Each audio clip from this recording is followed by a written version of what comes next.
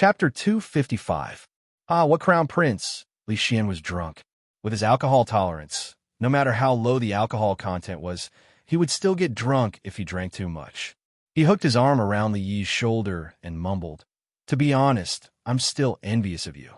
You don't have anyone to discipline you, and you can do whatever you want. Why don't we switch? Swap your sister." Li Yi pushed him to the side. Everyone had their own difficulties. With the identity of the royal family, at least they would not be bullied by others. How could they be like a commoner like him? Senior Han, Squire Zhao, and whatnot, who would want to step on them for no reason. What was the point of living a good life? When he turned his head, he saw Imingzu looking at him with a frown. He just said it casually and didn't realize that the protagonist was sitting beside him. In order to cover up the awkwardness, he raised the wine glass in front of him and gestured to her. "We're leaving tomorrow. This glass of wine is for you." He raised his head and drank it in one gulp. His mouth was full of spiciness without a hint of sweetness. After he swallowed it, he felt like a ball of fire was burning in his stomach. This taste was definitely not grape wine. "You took the wrong glass." Emingzu looked at him and said coldly. He held onto the table and felt the whole world shake a little. One princess turned into two. Knowing that his alcohol tolerance was poor and that he wouldn't be able to drink this thing in 2 lifetimes, Li Yi never drank the strong alcohol that he brewed himself. When his head was dizzy, Li Xian came over again and said mysteriously, "Let me tell you, that girl from the Wang family is as beautiful as a flower. It's not an exaggeration to say that she's so beautiful that even the birds will be captivated and the flowers will be shameful. She's not any worse than your wife.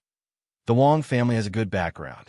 The Wang family is one of the top 5 aristocratic families in the Jing Kingdom. They only have one precious daughter. If you marry her, you will get unimaginable benefits. Why? Do you want to consider it?" Li Xian was trying to persuade Li Yi to swap identities with him. He didn't want wealth or glory, nor did he want the beautiful crown princess. He was already sick of being controlled by others. What was worse was that even his favorite research had been banned by his father. The person he envied the most was Li Yi. If he could live his life, he wouldn't hesitate to give up his current position. Although Li Yi was a little dizzy, he was still conscious. He looked at Li Xian with pity. This child must have been suppressed recently. Otherwise, he wouldn't have such unrealistic thoughts. "Drink some water to sober up." Emingzu handed him a bowl of water.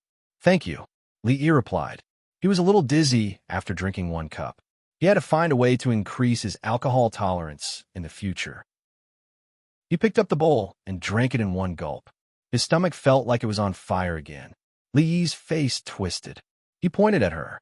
His tears were almost choked by the big mouthful of strong alcohol. "How much more ability do you have?" Emingzu looked at him. The light in her beautiful eyes was unfathomable. Li Xian had already fallen under the table. His eyes were closed, and his mouth was still mumbling nonstop. He couldn't hear what Emingzu was saying. His head was dizzy.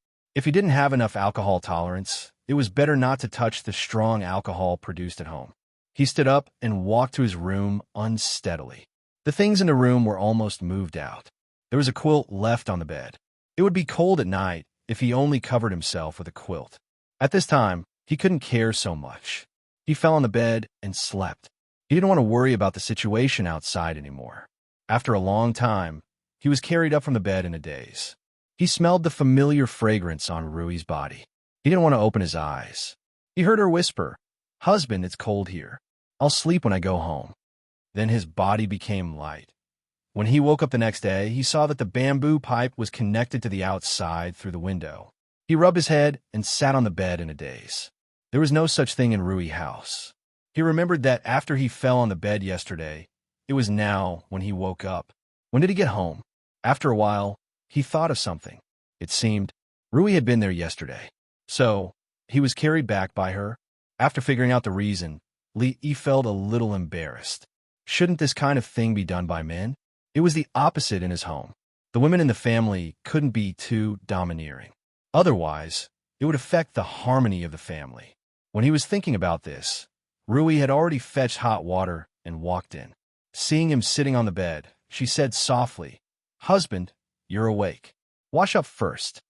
Seeing her like this, Li Yi threw all his thoughts to the back of his mind. The word domineering should never be used to describe her. He was a little glad that Rui was his sister. If it were Rui, it would be difficult for him to live to the end of his life. He dipped the willow branch in salt to clean his teeth.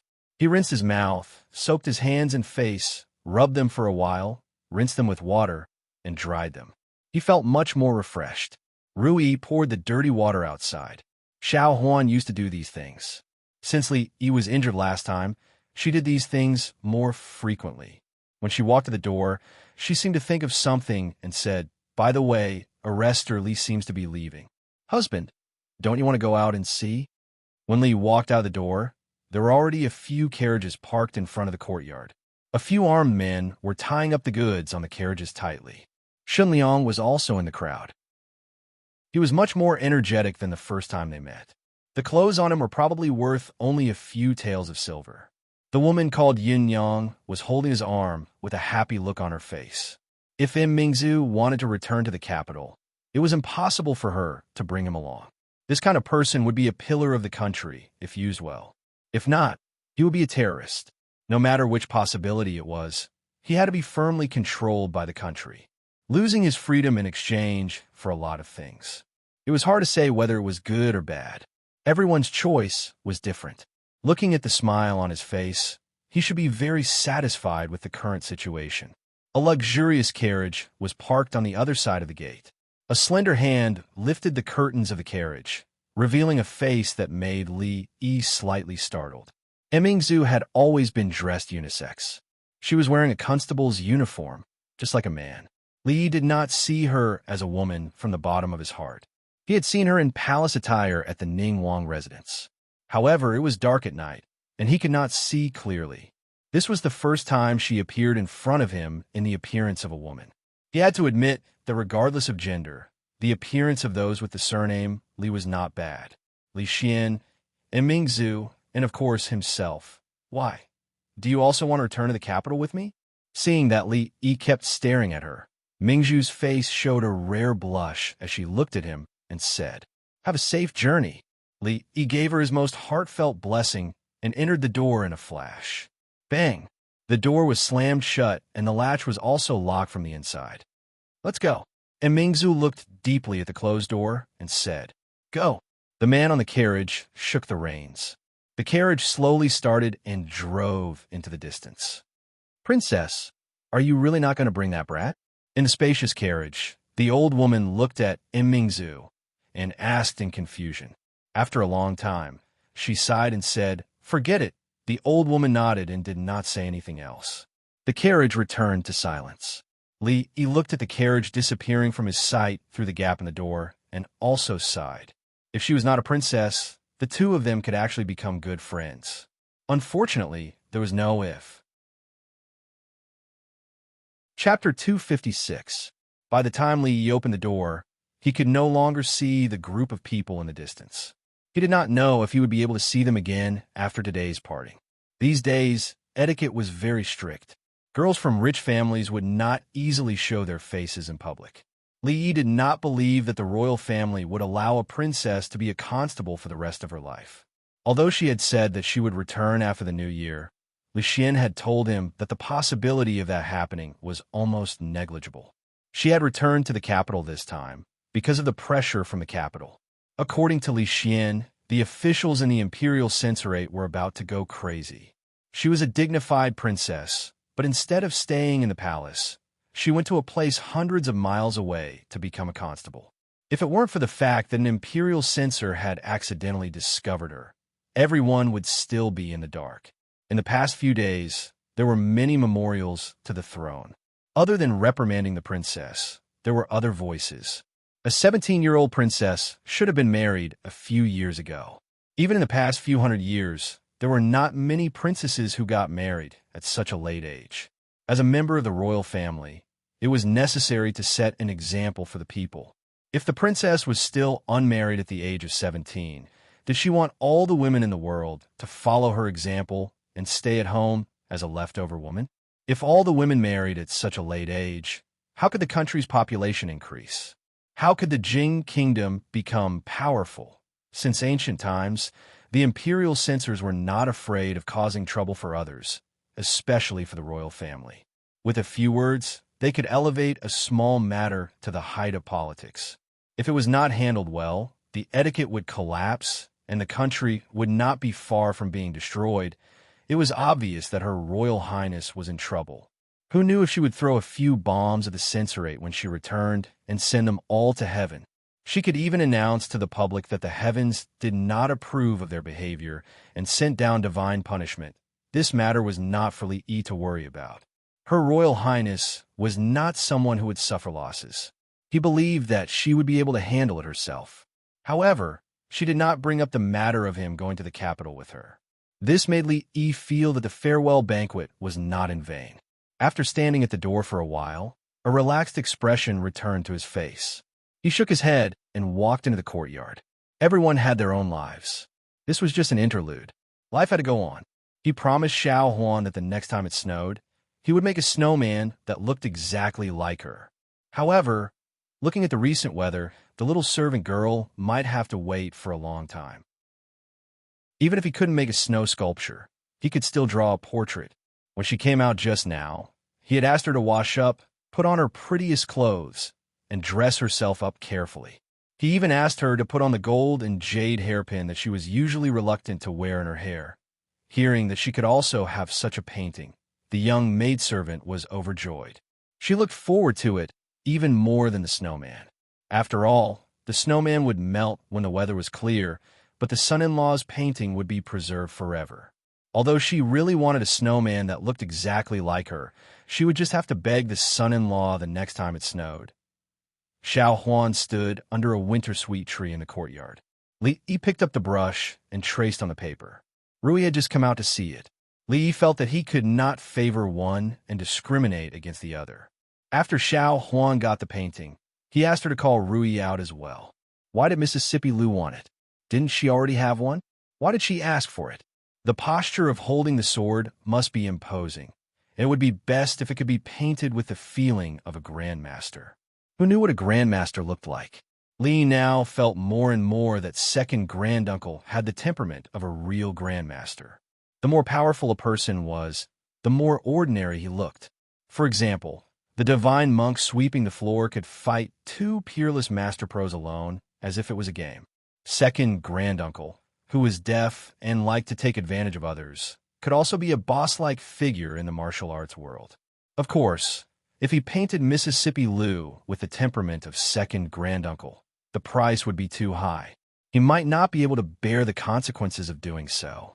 After finishing 3 paintings in a row, his wrist was a little sore. Mississippi Lu was still not satisfied and raised doubts about Li Yi's painting skills.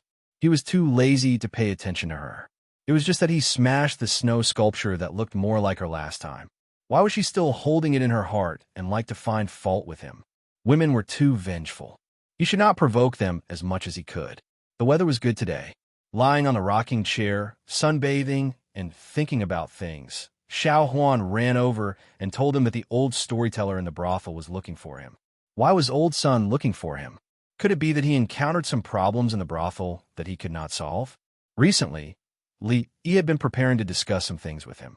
He did not expect that he would come to him so soon. Old Sun did not come alone. A 15 or 16-year-old youth followed behind him. He was carrying a heavy bag on his shoulder. He was unfamiliar with the unfamiliar environment, so his expression was a little timid. Did the brothel encounter any difficulties? Looking at Old Sun's expression, it did not seem like something serious had happened. Li looked at him and asked. Speaking of the brothel, the old man's face broke into a smile. He said, "Young master, don't worry. The business in the brothel is very good. Yesterday, there were 5 performances, and every one of them was full. It seems that there will only be more people in the next few days." Without waiting for Li Yi to speak again, Old Sun turned around and waved to the youth. He said, "Hurry up and give it to me." The youth hurriedly put down the bag on his back. Old Sun put the coarse cloth bag in front of Li Yi. Li Yi heard a clattering sound, which meant that it was filled with copper coins. The old man said with a smile, "These are the rewards we received yesterday." There are also some silver and jade items that were all exchanged for copper coins. There are 5 strings of coins in total, and this is 3 strings of coins. 3 strings of coins was nothing to the currently E, but this number still surprised him. It was 1,000 coins a day. It was not surprising that Rui Brothel could earn 10 times that amount in a day. After all, the people who went in and out of the shop were all rich people. However, a small brothel could earn 5 strings of coins in a day, and it was just relying on rewards. It looked like he had underestimated the popularity of stage plays in this world. There was still a lot of room for exploration in this industry. It should be known that in the future, the entertainment industry would be a treasure trove of gold. If they could groom a few nationally known stars, they could do nothing but walk around and accept commercial performances, hold concerts, and so on. Wouldn't they earn a lot of money? His thinking seemed to be a little off. The status of actors here was low, and they couldn't be compared to the stars in the future. If he wanted to turn his dreams into reality, he first had to change the hierarchy of this world. He knew that he didn't have the ability to do that. Thinking about what Old Sun said, he realized another problem. He looked at him and said, "We agreed to split it 40-60. I'll take 40 and you take 60. It should be 2 strings of coins. Remember to take 1 from here when you go back. Don't make a mistake in the future." Old Sun shook his head. "No mistake. We thought about it and felt that 60% was too much. We don't feel at ease. We will split it like this in the future. Please don't reject it, young master." No one would complain about having too little money, and Old Sun was no exception. The reason why they agreed to split 60-40 was because they didn't know that this thing could be so profitable. They could earn 5 strings of coins in a day. If it was in the past, they wouldn't even be able to earn that much in a month. With a pile of copper coins in front of them, everyone felt at ease. However, if they were to take 60%, they would probably feel uneasy. Everyone knew how the money was earned. If they wanted to continue earning money in the future, they couldn't do without a good story. If they wanted to earn money at ease, they couldn't take the majority. There are people who think they have too much money and give it away. He looked at Old Sun with a surprised expression. Chapter 257. Old Sun put down the coins and left. As soon as Li invited him in for a cup of tea, he was politely rejected. The 15 or 16-year-old young man followed behind the old man and didn't look back at the coins. Although 3 coins were a lot, they didn't belong to them. There were dozens of coins in his pocket. This was the only large sum of money he had ever held. When the female ghost appeared on the stage, he was responsible for releasing the smoke behind the scenes. This was his wages. When he went back later, he could buy a stick of candied hawthorn on the street. He didn't want to spend the rest of the money to marry a wife. He had wanted to eat candied hawthorn for a long time. He couldn't bear to buy a stick of 5 copper coins, so he bought a stick of 3 copper coins. He ate half of it today and kept the other half for tomorrow. His grandfather said that in a few days, if there was a suitable role, he could also show his face on the stage. His heart was nervous and looking forward to it. In the past, he was only an assistant and had never really stood on the stage to perform. After watching the old man and the young man walk out of the door, after a long time, Li remembered that he still had something to discuss with him. At this time, the old man was already gone, and the matter wasn't that urgent. They could talk about it next time. In the past, he didn't pay much attention to the brothel. It was just a place to kill time in his spare time. Now, he didn't think so anymore. It was a treasure land that was neglected and no one cared about. The internet was still a very distant thing in this era. It would only appear in its embryonic form after hundreds or thousands of years. There were no platforms for ordinary people to discuss, such as Chieba or Weibo. To a large extent, the brothel played such a role. Recently, Li also realized that it was a huge force. It was the source of public opinion and the intersection of all kinds of information. His soul was thousands of years ahead, so he knew how powerful this thing was. Wherever public opinion went, people could kill without leaving a trace. Even raising flags and changing dynasties couldn't avoid this place. It was just that most people didn't realize it yet. The destruction of the Han family was caused by Wu Er and a few storytellers. Rather than saying that Senior Han was killed by his concubine for the sake of his wealth, it would be more accurate to say that he was killed by the evil warding sword manual that didn't exist in the first place. If he had grasped this power in his hands earlier, he would have made his move before the bandits reached Qing and Prefecture. Then he wouldn't have ended up in such a sorry state. Originally, he was just doing it out of convenience, within the scope of his ability, to help these poor people living at the bottom of society, but he did not expect that it would also bring him a lot of profit. Of course, the most important role was the role that he had neglected in the beginning. For the time being, he had not considered revolting. It was something that he did in passing and did not require much investment. Who knew when it might come in handy? As for how to do it, he had to think about it carefully. After his afternoon nap was disturbed by old Sun, he didn't feel sleepy at all. He was still lying on the rocking chair with his eyes closed. Without little boss by his side, his body and mind were relaxed. He felt that he was getting lazier. A dull sound of footsteps came from afar. Xiao Huan couldn't make such a sound even if she stamped her feet on the ground. Besides, she wouldn't come to disturb him when he was sunbathing. He didn't need to open his eyes to know that it was Fong. Fong seemed to be in a low mood recently. When asked, he wouldn't say what had happened. He suspected that he had a conflict with his wife at home, but it didn't seem like it. If they had a conflict, it was usually Fong who was whipped by his wife with a broom in her hand. After one night, it was as if nothing had happened. It was like this every time. He didn't know how they reconciled in private. This time was obviously different. Fong walked in front, and Fong's wife followed behind. Both of them didn't look very good. Seeing that the situation was not right, Li immediately sat up from the rocking chair. The situation didn't seem very good. Looking at Fong's wife's expression, could it be that the matter between Fong and Miss Hong in Jade Courtyard was exposed, and he was caught in the act? He had already warned him to do things cleanly, but this guy kept saying that he and Miss Hong were innocent.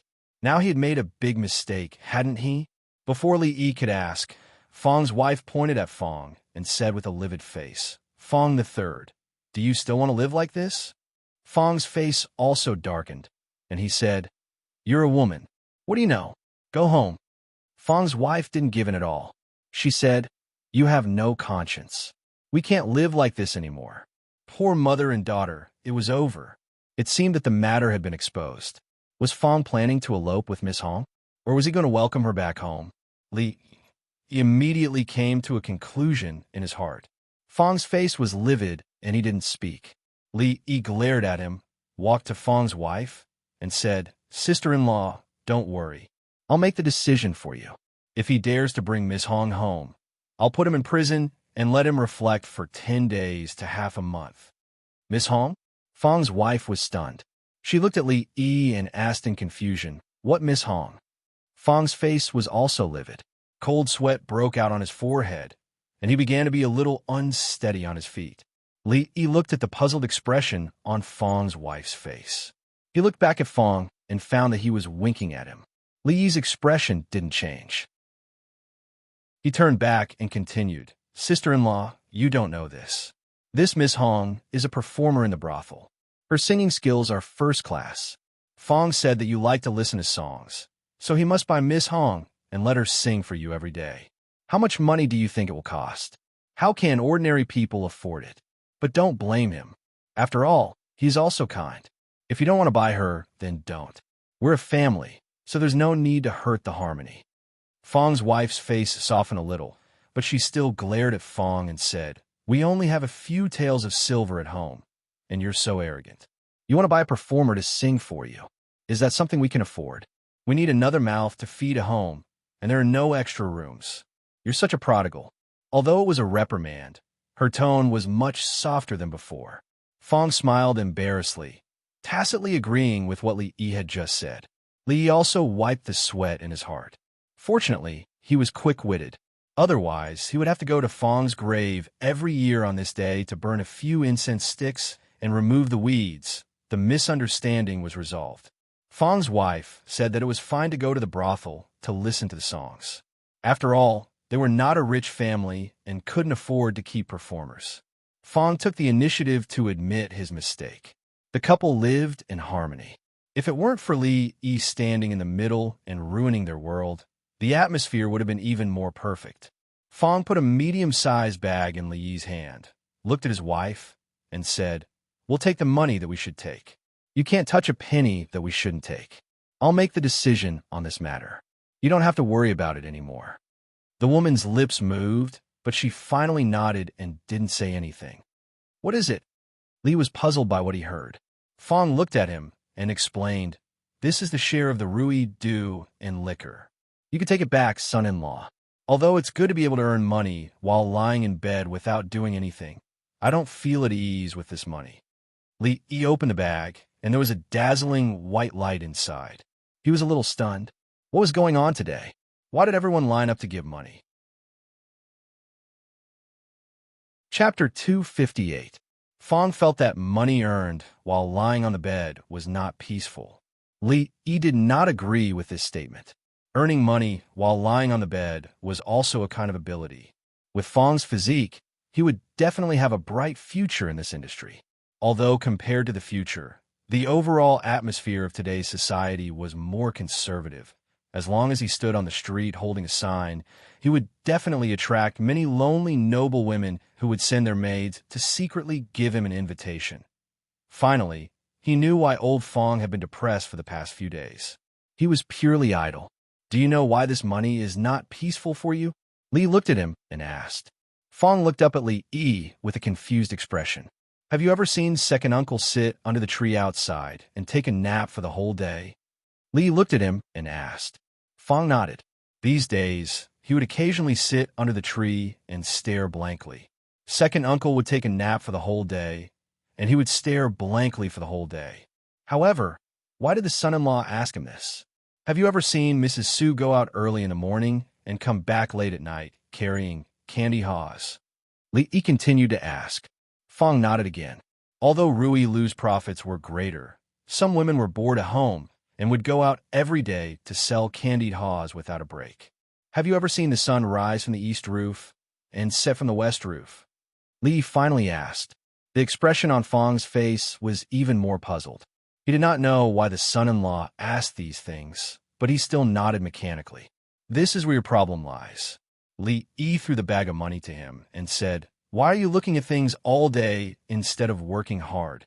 Take the money back and call a few people over later.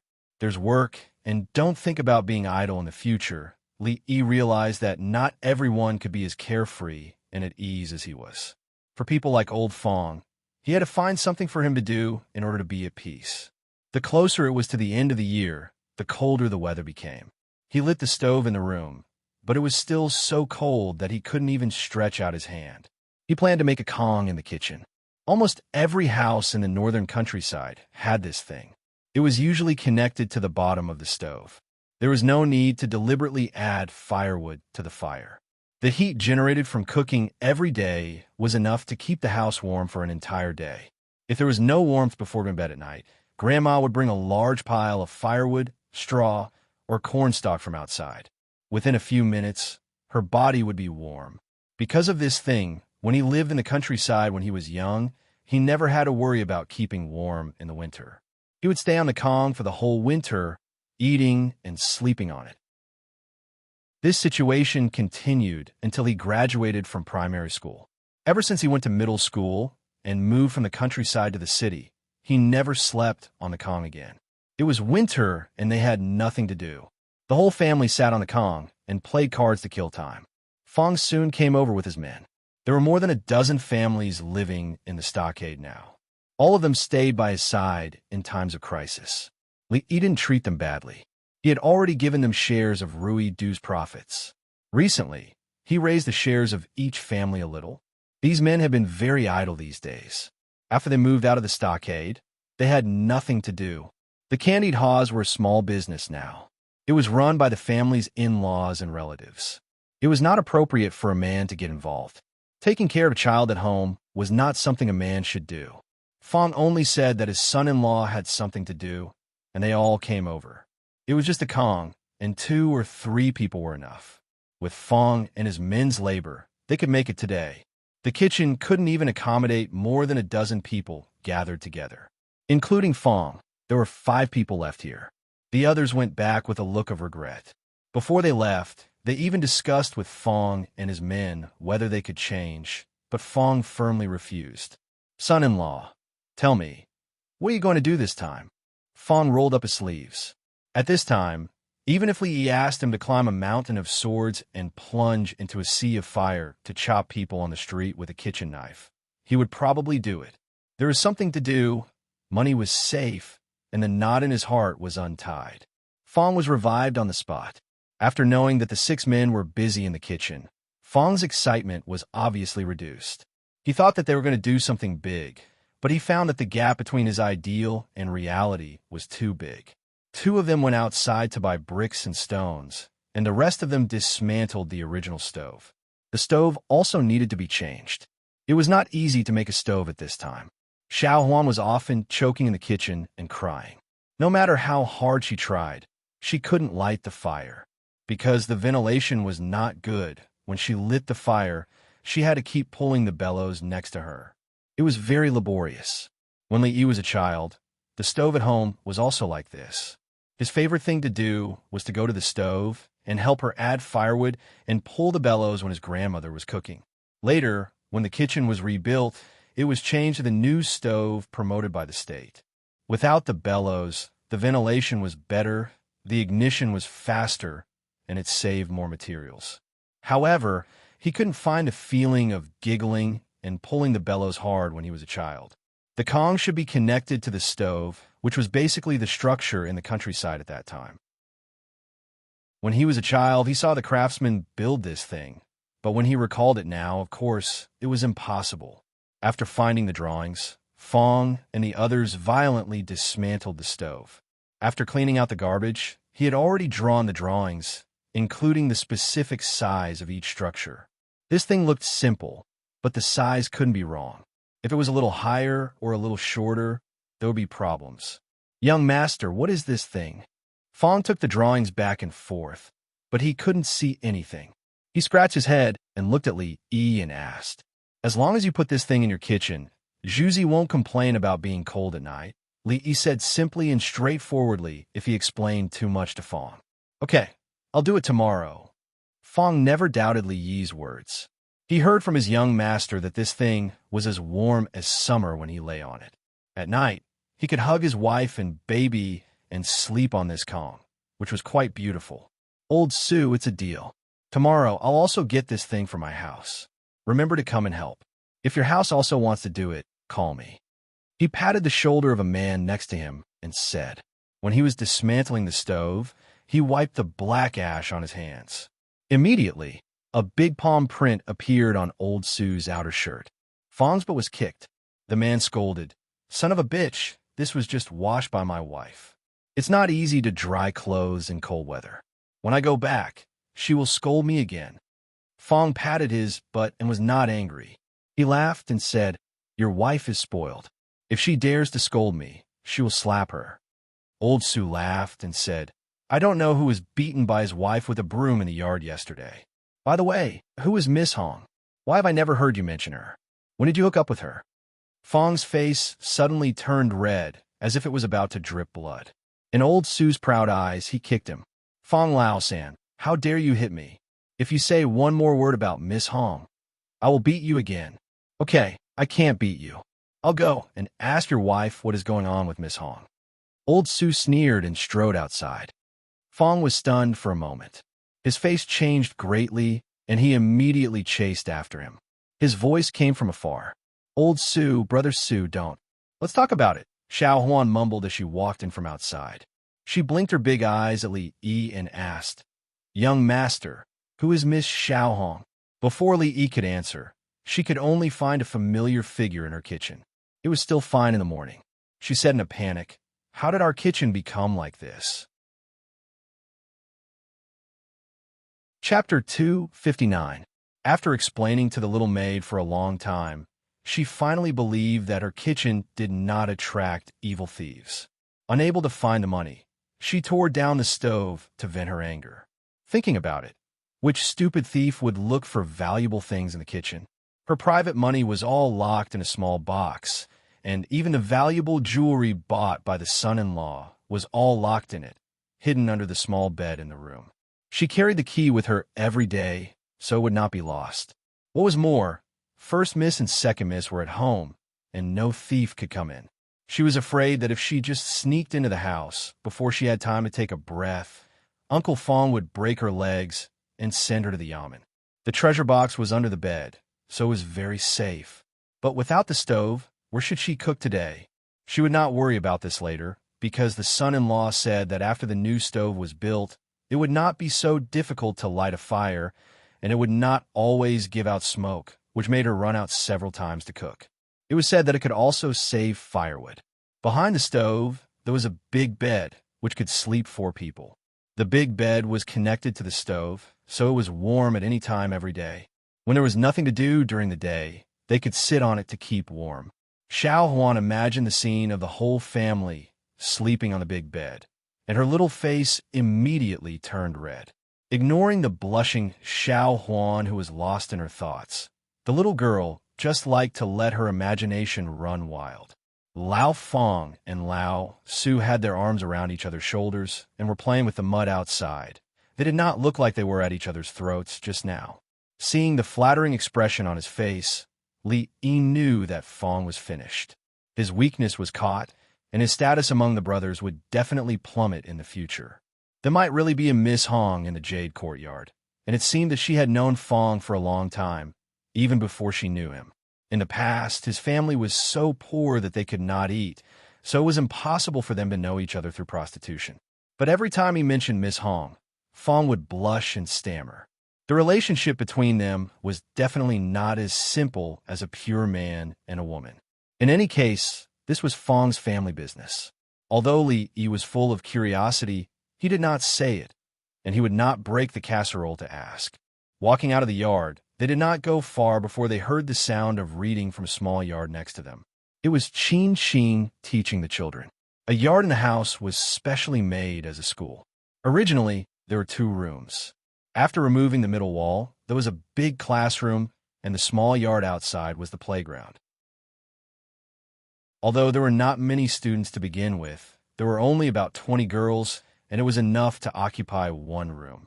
Mr. Qin, who had broken his leg and could only lie on the bed, said that it would be better for the school to be brighter and more comfortable for the children to sit in. Lao Fong and the others did not hesitate to tear down the wall in the middle. As early as in Willow Leaf Village, Mr. Qin was the teacher of the school. Of course, at that time, only children with the surname Liu were qualified to go to school. During the days when Li Yi was the teacher, under the attraction of Sun Wukong, the number of children from poor families gradually increased.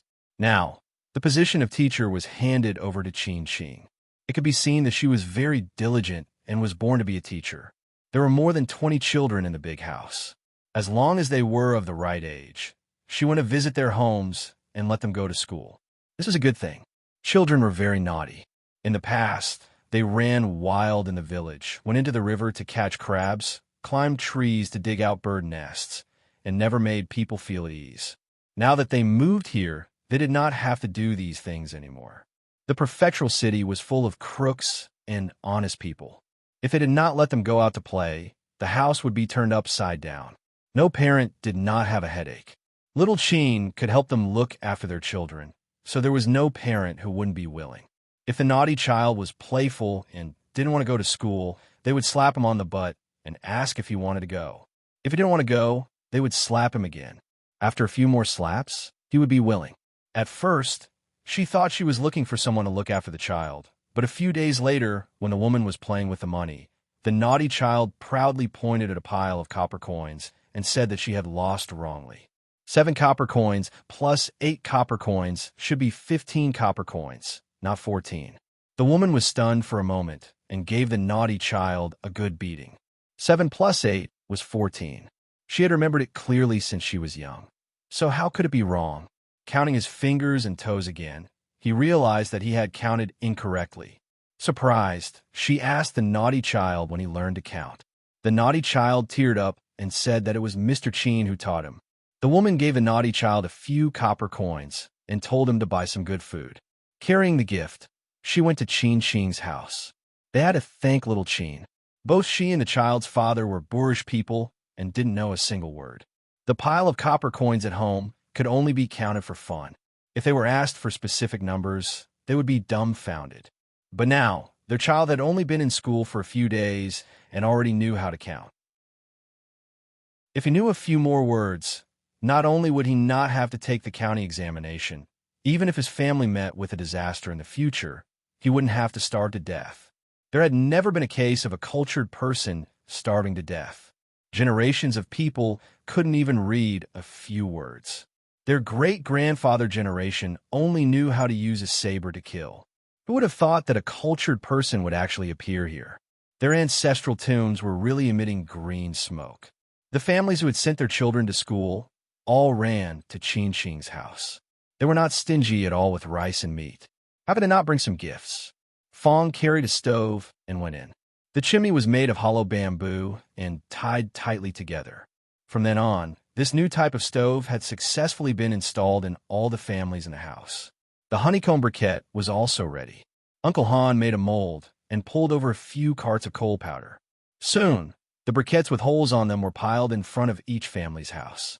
When Li Yi walked into Uncle Han's house, the old man was sitting in the yard, busy. It seemed that he was old and couldn't stay idle. Every time he came to Uncle Han's house, he had work to do. Only second uncle was different. Other than sunbathing and eating, there seemed to be nothing else that could interest him. "Young master, what are you making this time?" Hearing footsteps coming from the yard, Uncle Han raised his head and asked with a smile. He had spent his whole life as a carpenter, but he could only make wooden knives and wooden spears for naughty children. He felt a little regretful. He could only make the best use of his skills in Uncle Han's house. Since he had nothing to do, Uncle Han liked to make those strange things that Uncle Han asked him to make. However, Uncle Han was too polite. He gave money every time and often asked Xiao Huan to send rice and noodles over. The old man was the only one in the house.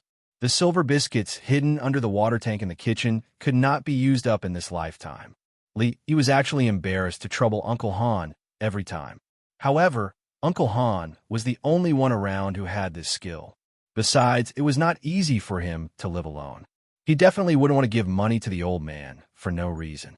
He could only find something for him to do from time to time. When he gave money, he had to have a legitimate reason. Looking at the old man, he smiled and said, "Just some small things." As he said that, he took out the drawing in his arms. Looking at the small squares on it, Uncle Han smiled and said, "Young master, you don't have to worry about it. I can make it in 2 days at most. It's not difficult to make these small squares. It's just that my eyes are not good now. I'm afraid that you have to find a young man with good eyesight to carve the words on it. Uncle Han, you just need to get these small squares out." "I'll find someone else to carve the words," Li Yi said with a smile. Ever since he saw that Li Yi could use a sword to carve words on the wall that were the size of a fingernail, and her speed was so fast that Li Yi couldn't even see it clearly with his eyes, Li Yi felt that the job of carving on mahjong would belong to her. Chapter 260. Men from poor families were all good at everything. Raising pigs and horses, farming, building walls, and building houses, there was nothing they couldn't do. Farming was a skill to make a living. If they didn't have money to hire a craftsman to build a house, they had to do it themselves. This was a skill passed down from generation to generation. Those who didn't learn it would have starved or frozen to death. Fong and the others moved very quickly. In just half a day, the stove and Kong that Li Yi wanted had already appeared in the kitchen. After measuring it, the size was exactly the same as his drawing. There was no problem with the principle. The Kong that had just been made couldn't be burned immediately. Otherwise, it would crack. This problem wouldn't exist after 2 days of drying. The stove and the Kong were connected. Naturally, they couldn't cook during these 2 days. Li Yi originally planned to solve the problem of eating in a restaurant outside. He didn't expect this idea to be opposed by Xiao Huan and Rui.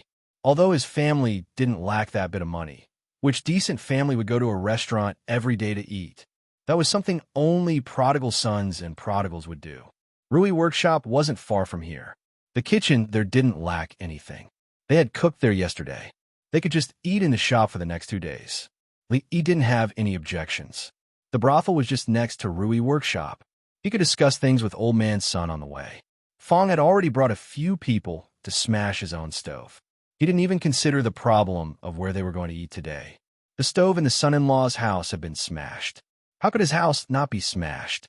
Those who didn't smash would be fools, who didn't understand that if they followed in the footsteps of the son-in-law, they would have food to eat and money to earn.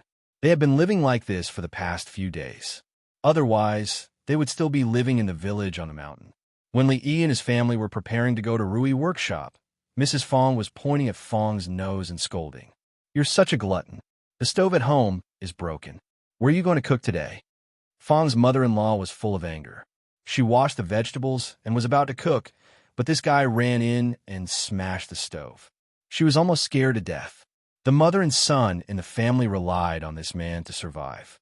If he was crazy or hysterical, she and Juzi would not be able to live. What's wrong with eating at the intoxicated fragrance restaurant for a couple of days? It's not like our family lacks this bit of money. Fong retorted. It would have been better if he didn't say it, but the moment he did, Mrs. Fong got even angrier. Do you feel uneasy with so much money at home, so you're thinking of ways to give it away? This morning, you wanted to buy a performer, and now you want to go to Drunken Fragrance restaurant for a meal. You'll have to spend a few taels to eat there. Why don't you take a look at the kind of people who eat there? Sooner or later, the family savings will be used up by you, Fong retorted again. When Li walked to the door of the house, he saw a broom flying out from the yard of Fong's house. Sure enough, you can't judge a book by its cover. One was an iron man who wouldn't frown even if a knife cut his body, and the other was a seemingly virtuous and dignified peasant woman. Suddenly, the dignified and virtuous woman turned into a female Tyrannosaurus, and the indomitable man turned into a good-for-nothing. What a sin. Once again, he sighed at his luck. Although when they first met, Rui smashed the solid wooden table in front of him, and he didn't know how much fiercer she was than Mrs. Fong. But for the rest of the time, she was a good housekeeper, a gentle and virtuous ideal wife. Although there was still a veil between them, it was still better than. Thinking of Fong's wailing under the broom, he quickly threw that possibility out of his mind. It was still early, and there was just a touch of white in the east. There were always reasons to get up late in winter. Most people were still sleeping in their warm beds and were unwilling to get up. There were not many people in the tiled houses who would come here to watch a show in the early morning.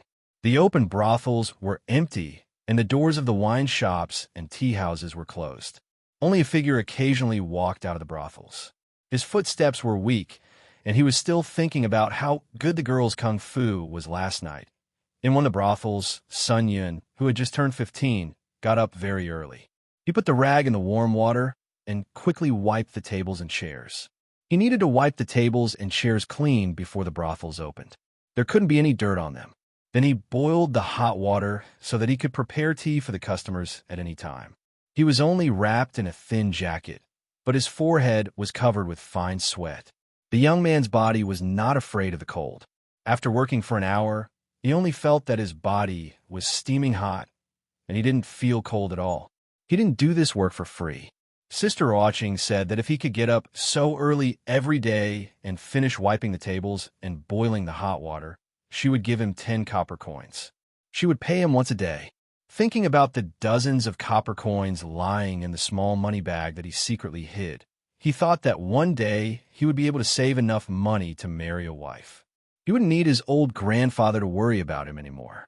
His heart was full of energy, and the frequency of his hands also increased. He didn't even notice that his grandfather had walked behind him. Old Sun walked over and looked at him lovingly. He said, "Xiao Yun, rest for a while. There are still 2 hours before the brothels open." Sun Yin turned his head and wiped the sweat off his forehead. He grinned, revealing his white teeth. He said, "Grandpa, I'm not tired. I'm almost done. I still have to boil the water later." Then he continued with the work at hand. There were only 2 sets of tables and chairs to be wiped. He could rest for a while when he boiled the water later. Looking at the child's quick movements, Old Sun's old face showed a gratified expression. A diligent child wouldn't starve to death. Even if he were to lie in a coffin one day, Xiao Yun could live on alone. Of course, before he found a wife for his child and settled his marriage, he wouldn't be willing to close his eyes. If he could live to the day he held a great-grandson, he would die with a smile on his face. Looking at the empty brothel, Old Son's face showed a trace of smile. It didn't matter that there was no one now. He knew that it wouldn't be long before this place would be full of customers. The painted skin could still be performed for a period of time. When the number of customers gradually decreased, the number of performances of the painted skin would be reduced, and Ing Ning and a Chinese ghost story could officially appear on the stage. With Li around, there would be no shortage of such good stories, and of course, the customers' tips would not be less. As a wandering actor, when did the future become so worth looking forward to? When a person was immersed in beautiful things for too long, he couldn't help but think of some sad things. Yesterday, a brothel outside the city collapsed, and an old friend of many years was crushed under it. Although he wasn't seriously injured, his old bones were probably lying in bed for at least 10 days to half a month before he could get out of bed. He could be considered to have made a name for himself, but there were still countless actors who found it very difficult to live. In the past 2 days, countless old friends had come to him, hoping to make a living here. However, the number of people here was indeed saturated, so Old Son could only helplessly shake his head and refuse. He had been wandering around for a lifetime, so he could understand the situation of most actors the best. If there was anything he could help them with, he would not hesitate to help. However, he was small and weak. In the big environment, he couldn't change anything at all. Early in the morning, there was not a single customer in the brothel. Only Old Son was sitting in the corner in a daze. Li walked over. Old Son heard the footsteps, raised his head, and hurriedly stood up. Li waved his hand and motioned him to sit down. He asked with a smile, "How was business yesterday?" Old Son smiled and said, "Very good. The reward I received is a little more than the day before yesterday. I haven't had time to send it to you." Yesterday was the second day of the painted skin stage play. Not only did the popularity not decrease, but it also rose. Old Son had clearly felt that the space in the brothel was not enough. "Don't be so anxious. The money will be with you for now. You can pay me once every half a month or once a month." You didn't come here early in the morning to ask for money. After a few greetings, he went straight to the point and said, "There is something I want to discuss with Old Sunday. Just call me Old Sunday." "What's the matter? Just tell me," Old Son said hurriedly. "It's like this. You should have seen that this brothel can't accommodate many customers, so the profit is naturally not much. I want to recruit more actors and build such a brothel in and outside the city. I want to sign a contract with them. I can provide them with stories and scripts.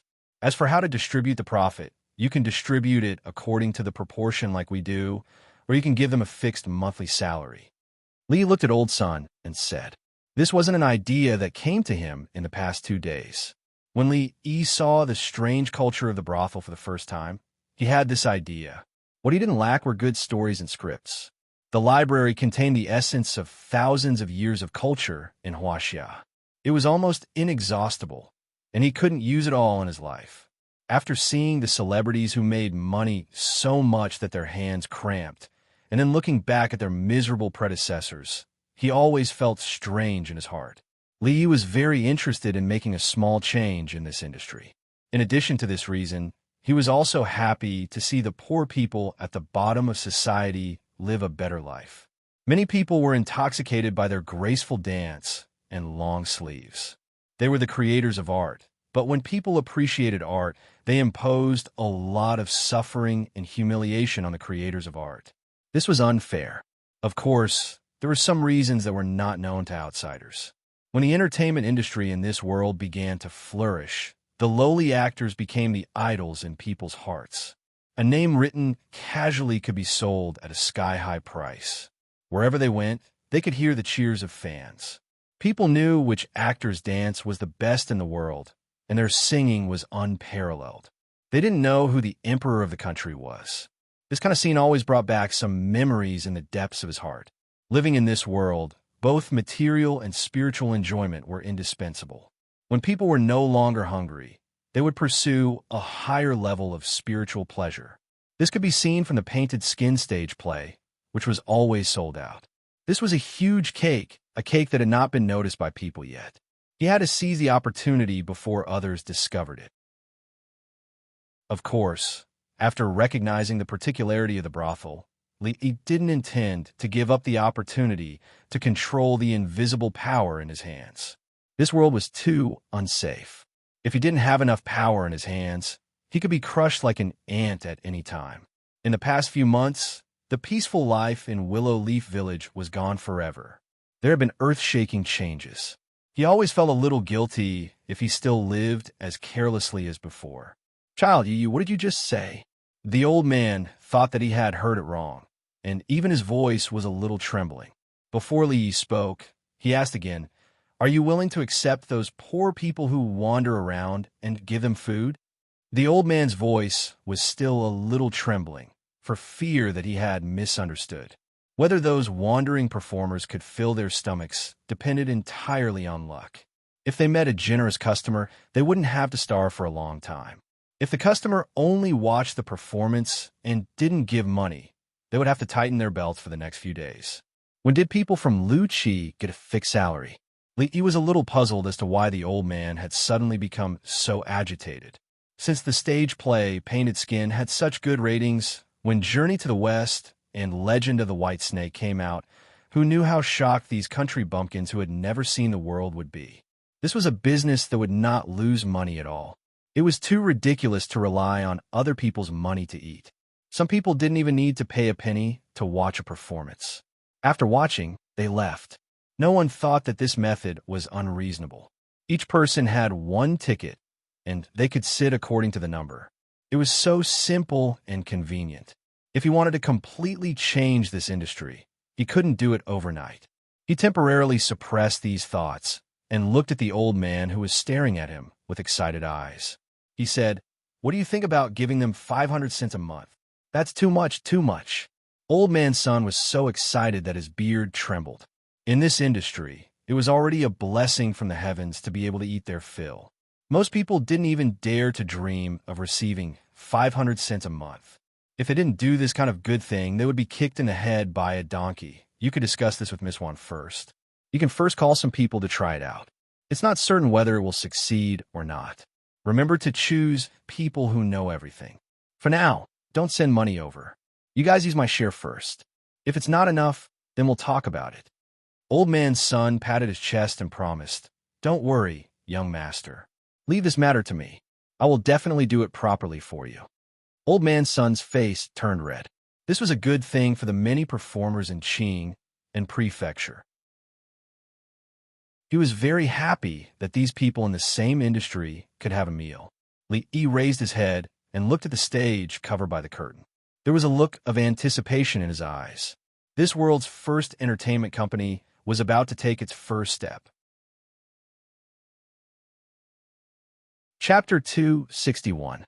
The dozen people here are our original team. You have been with them for a long time. If some of them are smart, you can ask them to be responsible for the newly built venues outside. Of course, it doesn't matter if they're not smart. As long as they're down to earth and willing to work, they can learn these things slowly.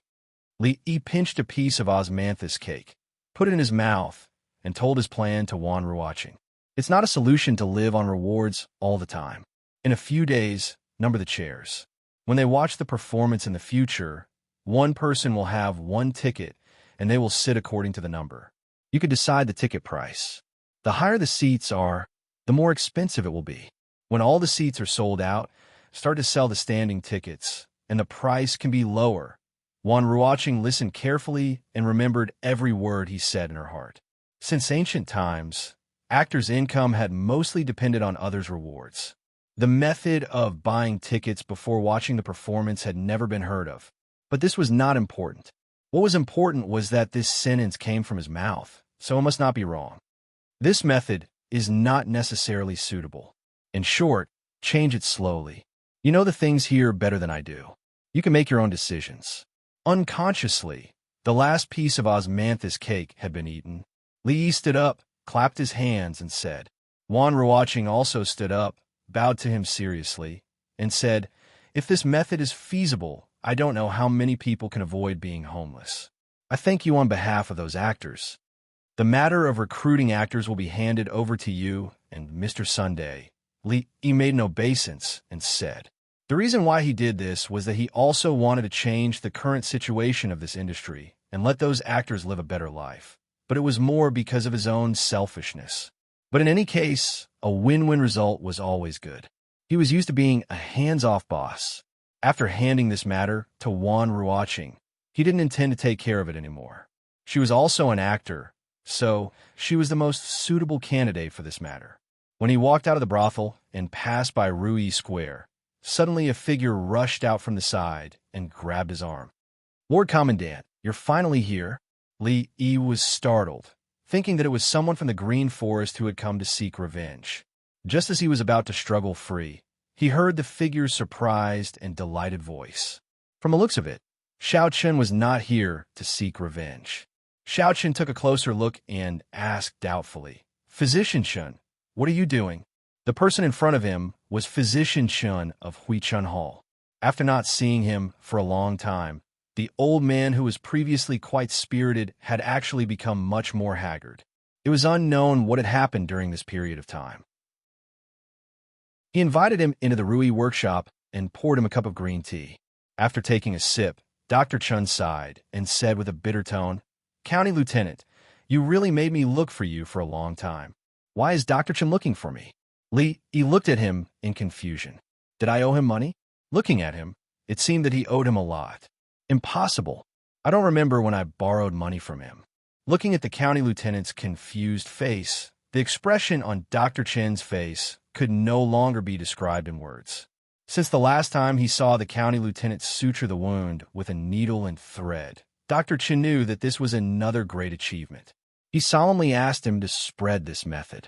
At that time, the county lieutenant also readily agreed, but after that day, there was no news.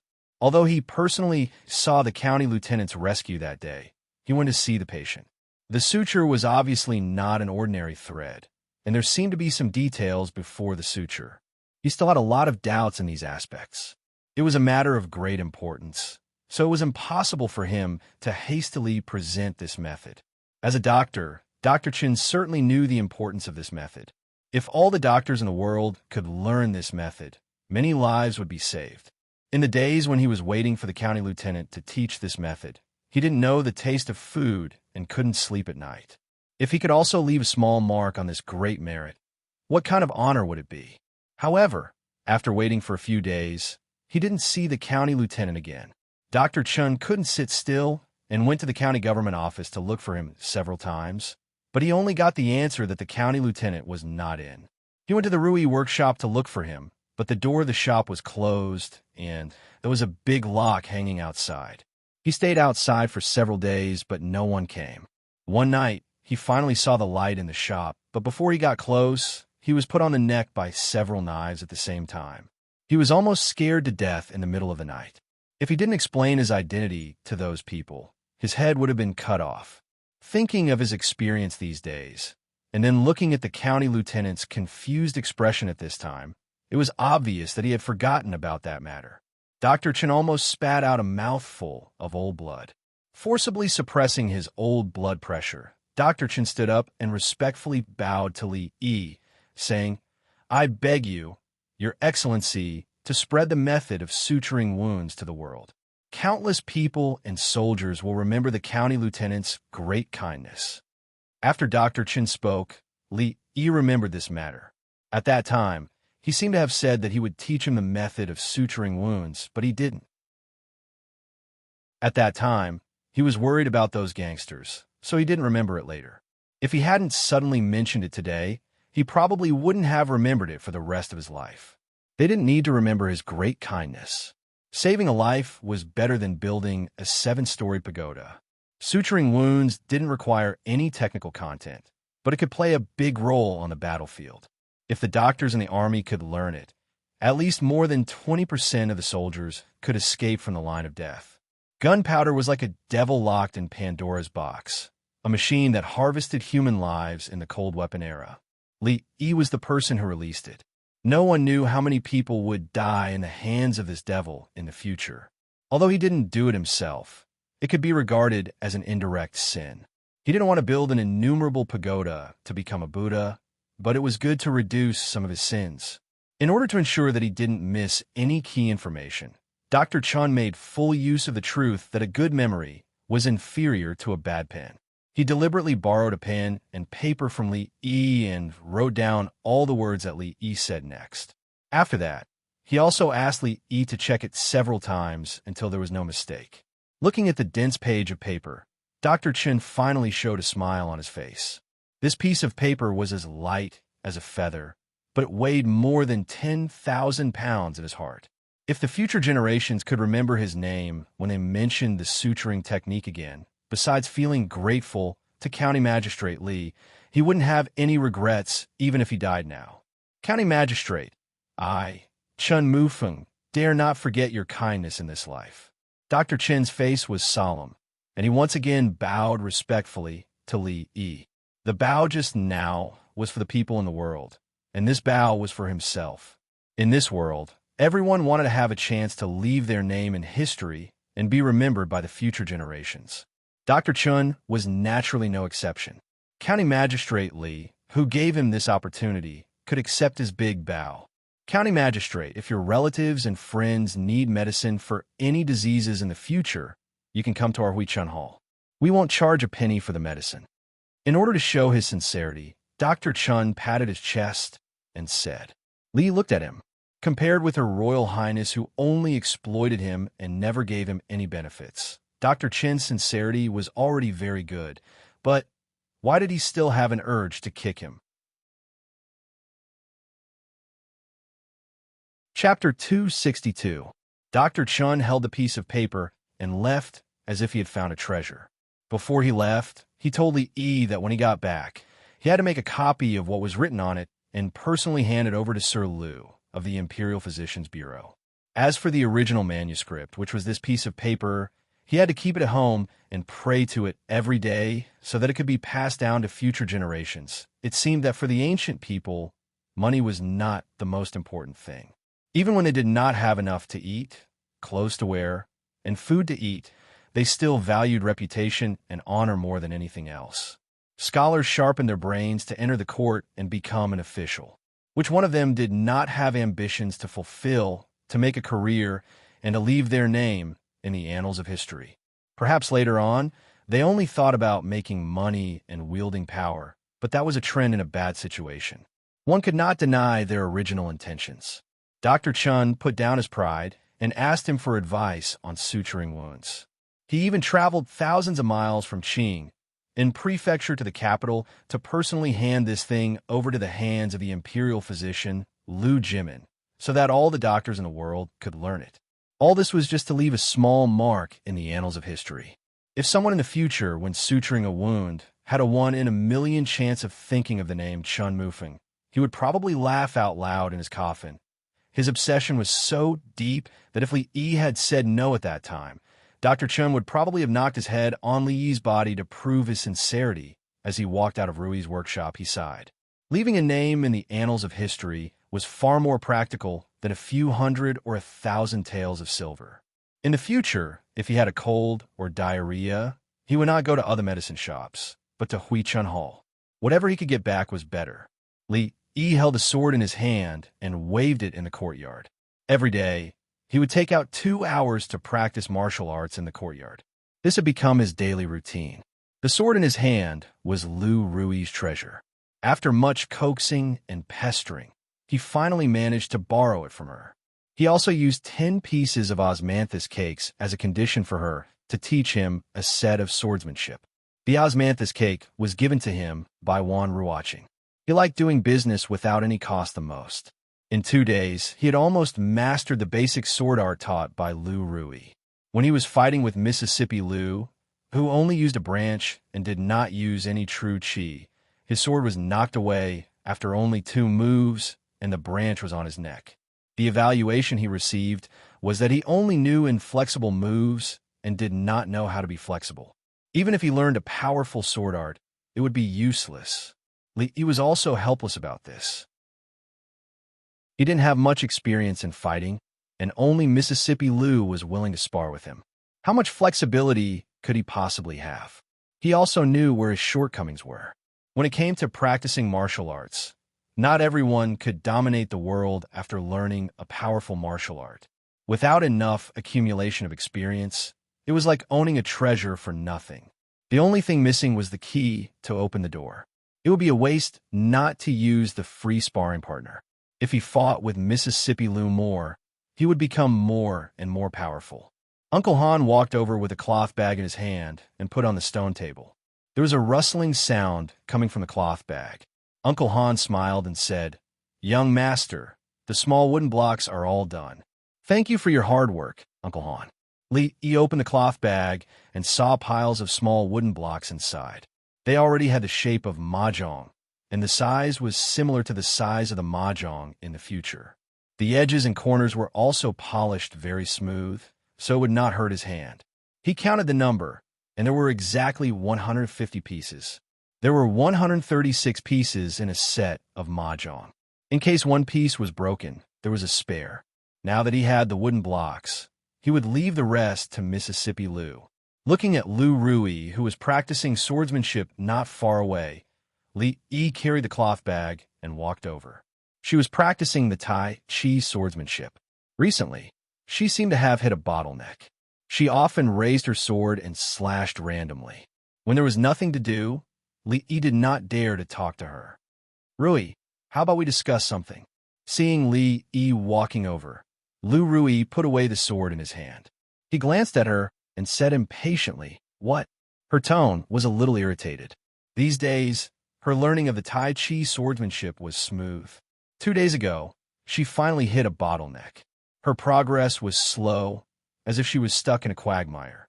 "Help me carve something on these wooden blocks, and I will teach you the essence of the Tai Chi swordsmanship." Li looked at her and said temptingly.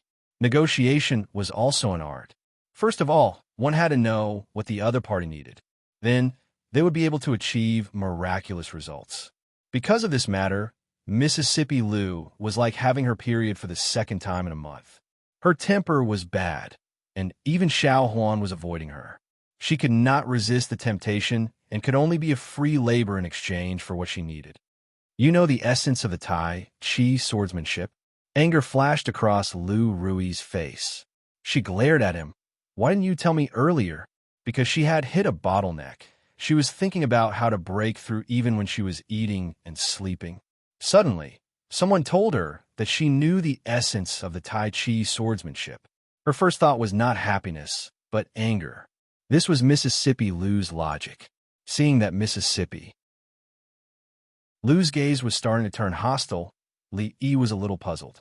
The story should not have developed like this. Shouldn't she agree to his request and carve mahjong in exchange for the essence of the Tai Chi swordsmanship that he talked nonsense about? Why was she looking at him like that?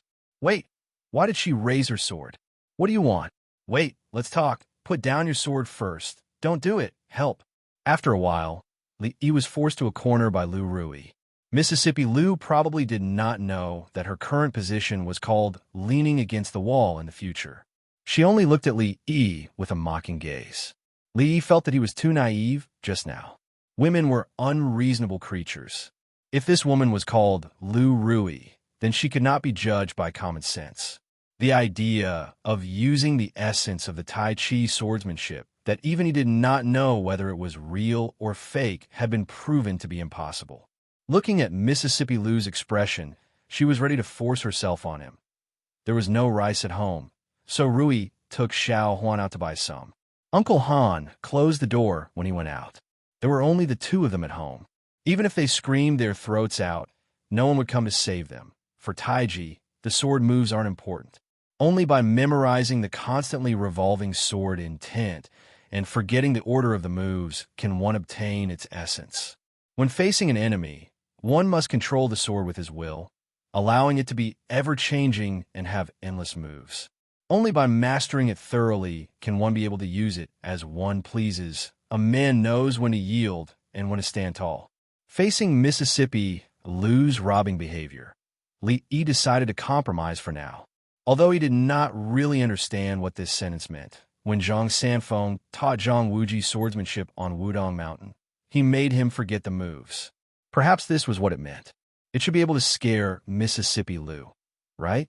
After interacting with Rui for so long, Li already knew that the more mysterious something was, the more it could scare her.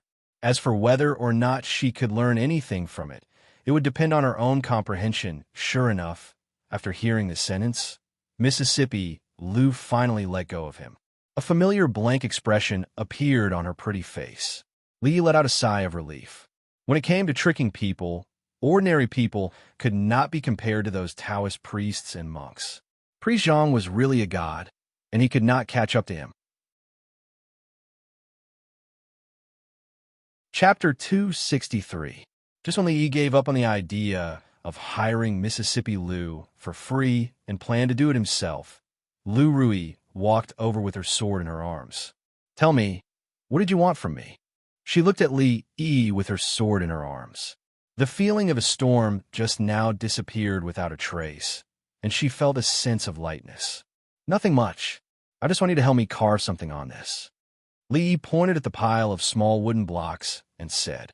A moment later, the long sword in Rui's hand was replaced by a sharp little dagger.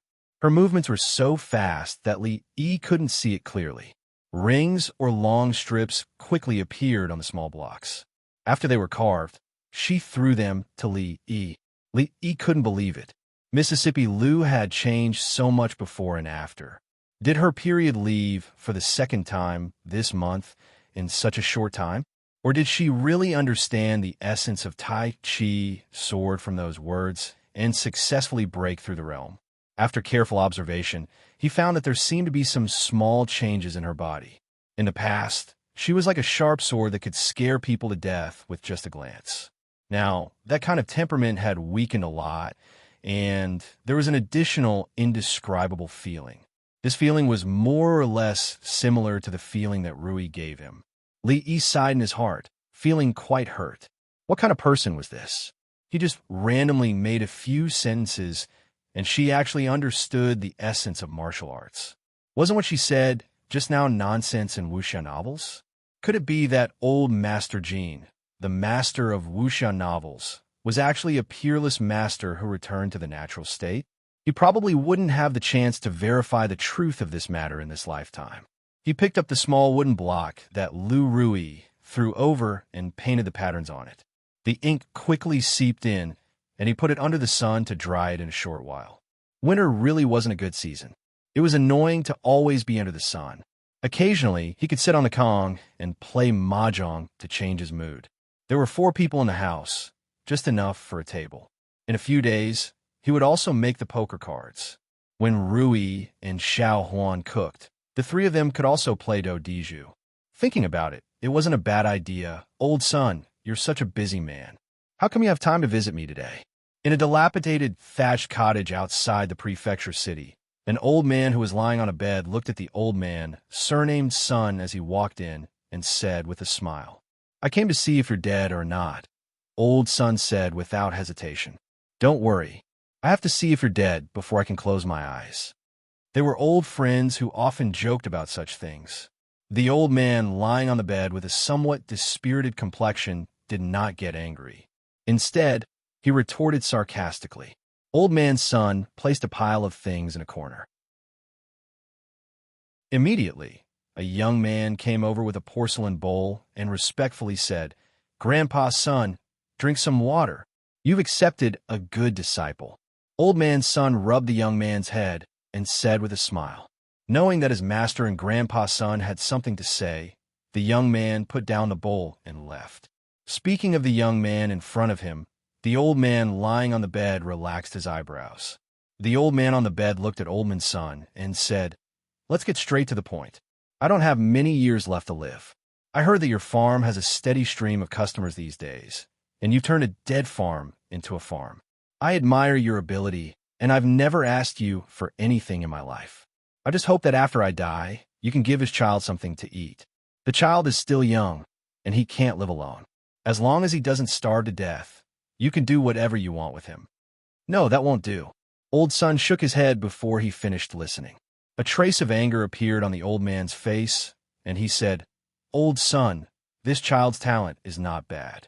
If you train him for a few years, he will be able to earn money for you. We've known each other for a lifetime, and you're not even willing to help me with this?" Old Sun shook his head and said, "Don't be in such a hurry to die. You should teach your disciple yourself. When I came here, I already sent little Yin to find a doctor. When the time comes, I'll ask the doctor to write a prescription and have your disciple boil it for you twice a day. I reckon that he will recover very quickly. When the time comes, I still need your help. This old man has so much talent, it would be a pity if he died." The old man on the bed listened with a blank face. Old Sun said a lot, but he became more and more confused. "If you have something to say, just say it. Stop your storytelling." The old man's muddy eyes stared at Old Sun and said. Old Sun patted his shoulder and said with a smile, "Good thing, very good thing." The youth squatting outside the door used a wooden stick to tease the ants on the ground. There were not many ants in winter. Maybe it was because the weather was good today, but there were a few ants moving around under the eaves. The youth kept drawing circles with the wooden stick and watched the ants move back and forth in the circle.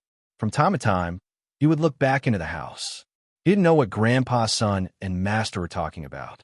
Every once in a while, there would be a few sounds of laughter. Grandpa's son seemed to be very happy, and Grandpa was also very happy. Why didn't Little Yin come with Grandpa's son today?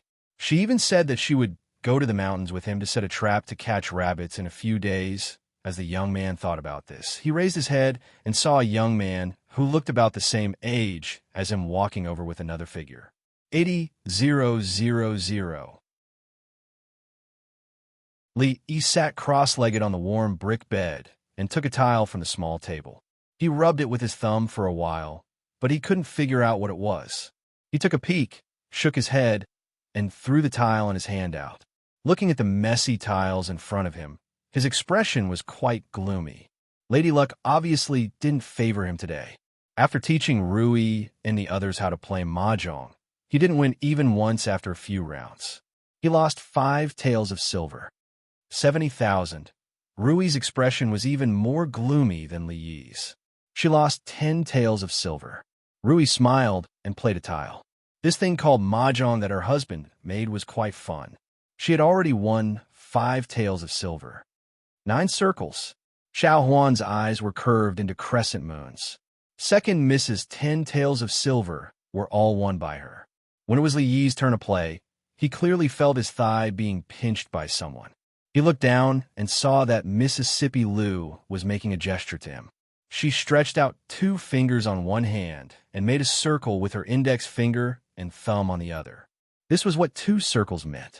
Li Yi glanced at her. Playing mahjong was all about fairness, and she actually wanted to cheat. However, when he thought about it, if Mississippi Lu continued to lose, someone might suffer. For the sake of family harmony and world peace, he had no choice but to disassemble his tile and play at 2 circles. Eat. Rui couldn't wait to pick up Li Yi's tile. She was very satisfied with his tactfulness. With his 2 circles, she could listen to the tiles. His little trick, just now, might not be able to fool her sister, but it was not a problem to trick Xiao Huan. The little maid was too lucky today. He had to suppress her arrogance first. Get rich. He casually played tile. Whoosh. Xiao Huan stretched out her white and tender little hand and pushed down her tile wall. Her dimples were revealed as she smiled. 13 circles. Young master, miss, I won again. Chapter 264. Recently, Li Yi and Lu Rui had become closer because they had never won a game of mahjong with only the 2 of them in the house. Mahjong was originally created to relieve their boredom, but the more they played, the more depressed they became. It was not a big deal to lose money, but they had to regain their dignity. Mississippi Lu was more competitive than him, and she would not allow herself to lose to others in any aspect. So recently, the game at home had not stopped. Then, the 2 of them lost more and more. Li finally understood what was going on in a gambler's mind. It was no wonder that so many people had lost everything because of gambling since ancient times. This was a road of no return. He thought he had the home advantage. Rui and the others had just started playing mahjong, and it would take them a long time to familiarize themselves with the game. However, the goddess of fortune only cared about Xiao Huan and Rui. He and Mississippi Lou had never received the goddess's blessing. It was indeed a must-kill weapon for middle-aged and elderly women. Within 2 days, a second set of mahjong appeared in the house. After dinner, the women who were idle at home played mahjong for the whole afternoon. Old Fong and the others were busy renovating the stoves for each family. After Mrs. Fong came to the kitchen to take a look, she no longer mentioned the matter of Old Fong smashing the stoves. She played mahjong with a few other women and estimated that they would be able to have dinner the next day. After cooking, the calm was warm and comfortable. This glutton finally did something reliable. When Li came back from outside, he saw a few women in front of the house from afar. The sounds of eating and banging were incessant. 2 elderly women shook their heads and sighed at the degeneration of morals in the world. How did the originally diligent wives suddenly become lazy women? The children waved their arms and cried out that they were hungry, but the mothers only cared about grabbing the wooden blocks. When the children cried out that they were hungry, the mothers threw a few copper coins to the children to buy food. In the past, such women would have been driven back to their parents' homes. Living in this world was not just for food and clothing, but also for entertainment. The emergence of mahjong had undoubtedly opened the door to a new world for the women in the stronghold. They had found spiritual sustenance. As for whether or not they would become addicted to it, they did not have to worry too much. It was just for the novelty of playing mahjong for a few days. After the novelty wore off, mahjong could only be reduced to an ornament in daily life. People who were used to living a hard life would not be idle all the time. For example, Old Man Sun had become busier and busier recently. Li had just returned from the brothel.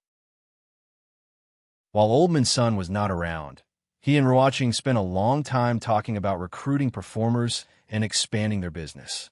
A medium-sized brothel had been rebuilt outside the city.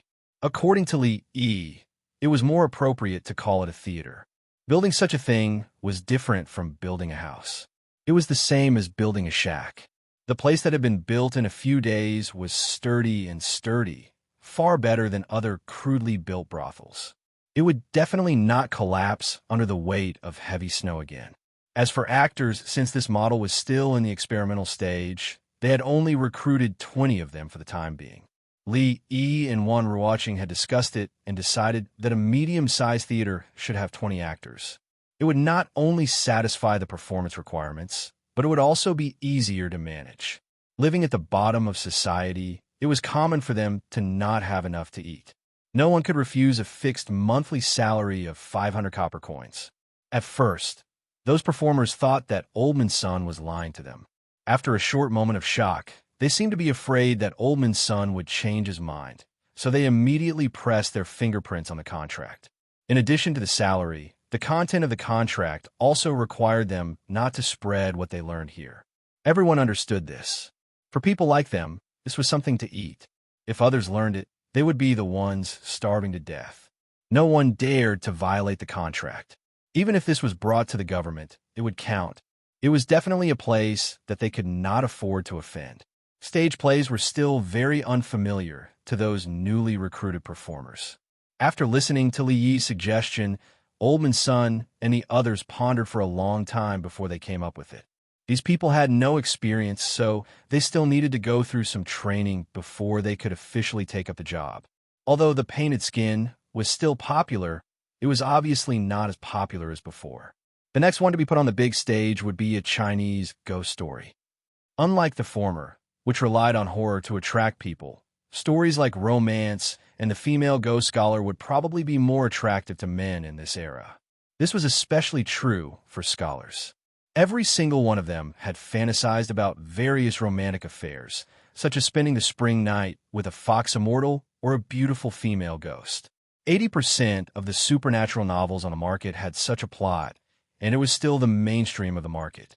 It was a group of ancient losers who liked to fantasize. If their fantasies were fulfilled, they would not be afraid of not generously.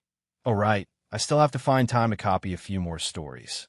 Why don't I take out the complete Liao Zhai novel and make it into a series? He lay comfortably in the huge bathtub. Actually, the ancient people also knew how to enjoy themselves. If the bathtub was covered with a lid, could it be called a sauna? In the middle of winter, there was nothing more comfortable than soaking in a warm room with a hot bath. If there was, then there would be a pair of soft hands constantly massaging your shoulders while you were soaking in the bath. The tiredness of the day would be dispelled. Xiao Huan's massage skills were becoming more and more skillful. Li Yi secretly condemned this kind of luxurious and decadent life in his heart. He was incomparably disgusted with feudal hedonism. He opened his eyes and glanced at the door through the mist. Xiao Huan had gone out to get hot water. Why wasn't she back yet? Creak, the door was pushed open, and he could vaguely see a figure carrying a bucket of water in. Li Yi closed his eyes in satisfaction. Footsteps came from behind him. Warm water was poured into the bathtub. Just as the servant girl was about to leave, Li Yi called out to her without opening his eyes. Wait a moment. Help massage the young master's shoulders again. The footsteps paused, and a moment later, a pair of soft hands were placed on his shoulders. He felt that Xiao Huan's skills this time had improved quite a bit. He remembered that when he was shopping previously, the servant girl stared at a bracelet in Golden Jade Lane for a long time. He would buy it for her tomorrow. As he massaged, Li Yi began to feel strange. No matter how fast the servant girl's skills in massaging the shoulders improved, it was impossible for her to reach Rui's level in less than a quarter of an hour. Moreover, the familiar chatter by his ear was gone, and there was no longer any pleading for him to continue telling her the story that she had not finished. Just when he was about to turn his head to take a look, a familiar voice sounded. "Husband, the water seems to be a little cold. Do you want to add some hot water?" This was Rui's voice.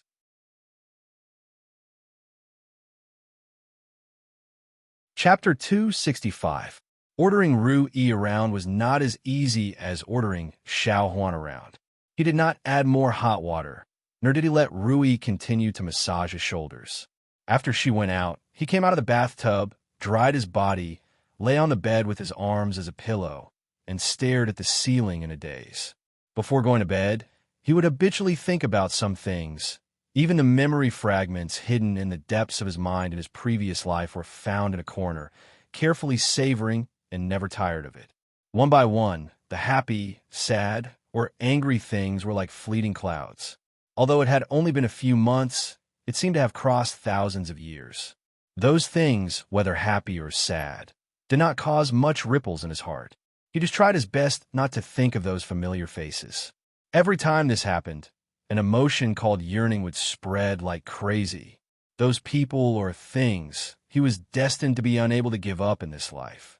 If there was a chance to go back, no matter how difficult it was, he would not have any hesitation, even if it was just a glance, and then look at that familiar world. Pa! A crisp sound rang in the room, but Li Yi, who was in a state of absent-mindedness, did not notice it. Today was the 15th, and the moon outside was very round. This day of every month was the most difficult time for Li Yi, especially when he was alone.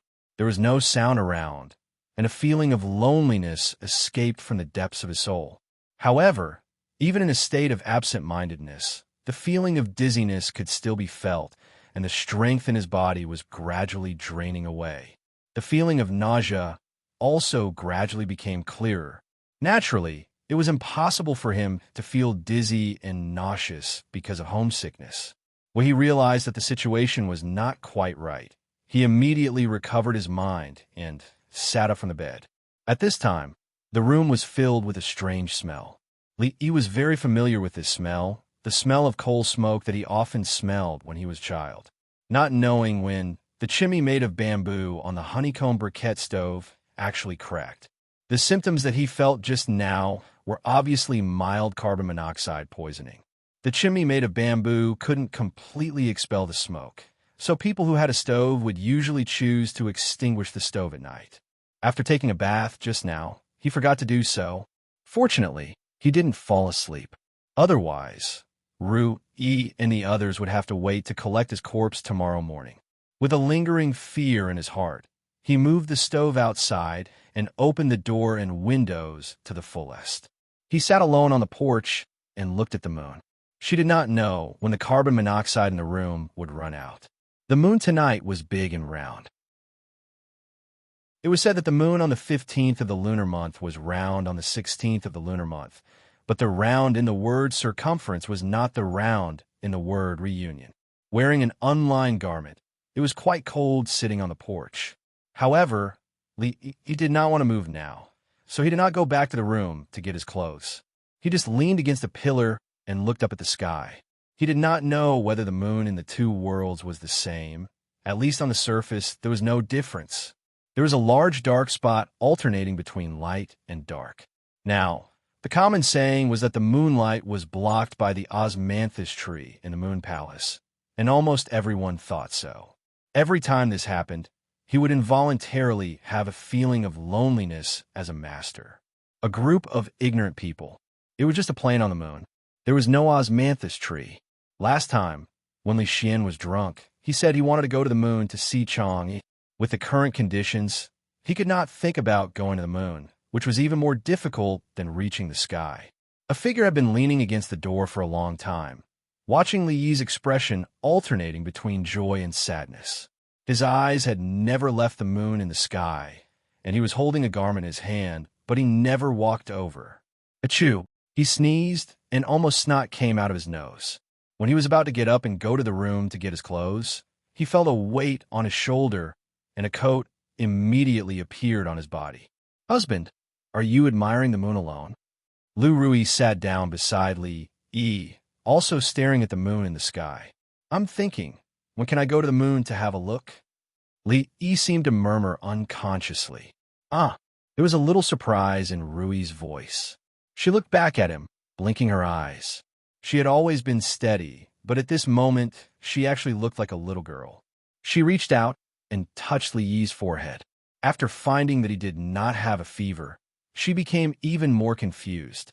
The Moon Palace was the place where immortals lived. How could mortals go up there? Since ancient times, countless people had thought about it, but no one had done it. Although the moon always hung there quietly, there was no door.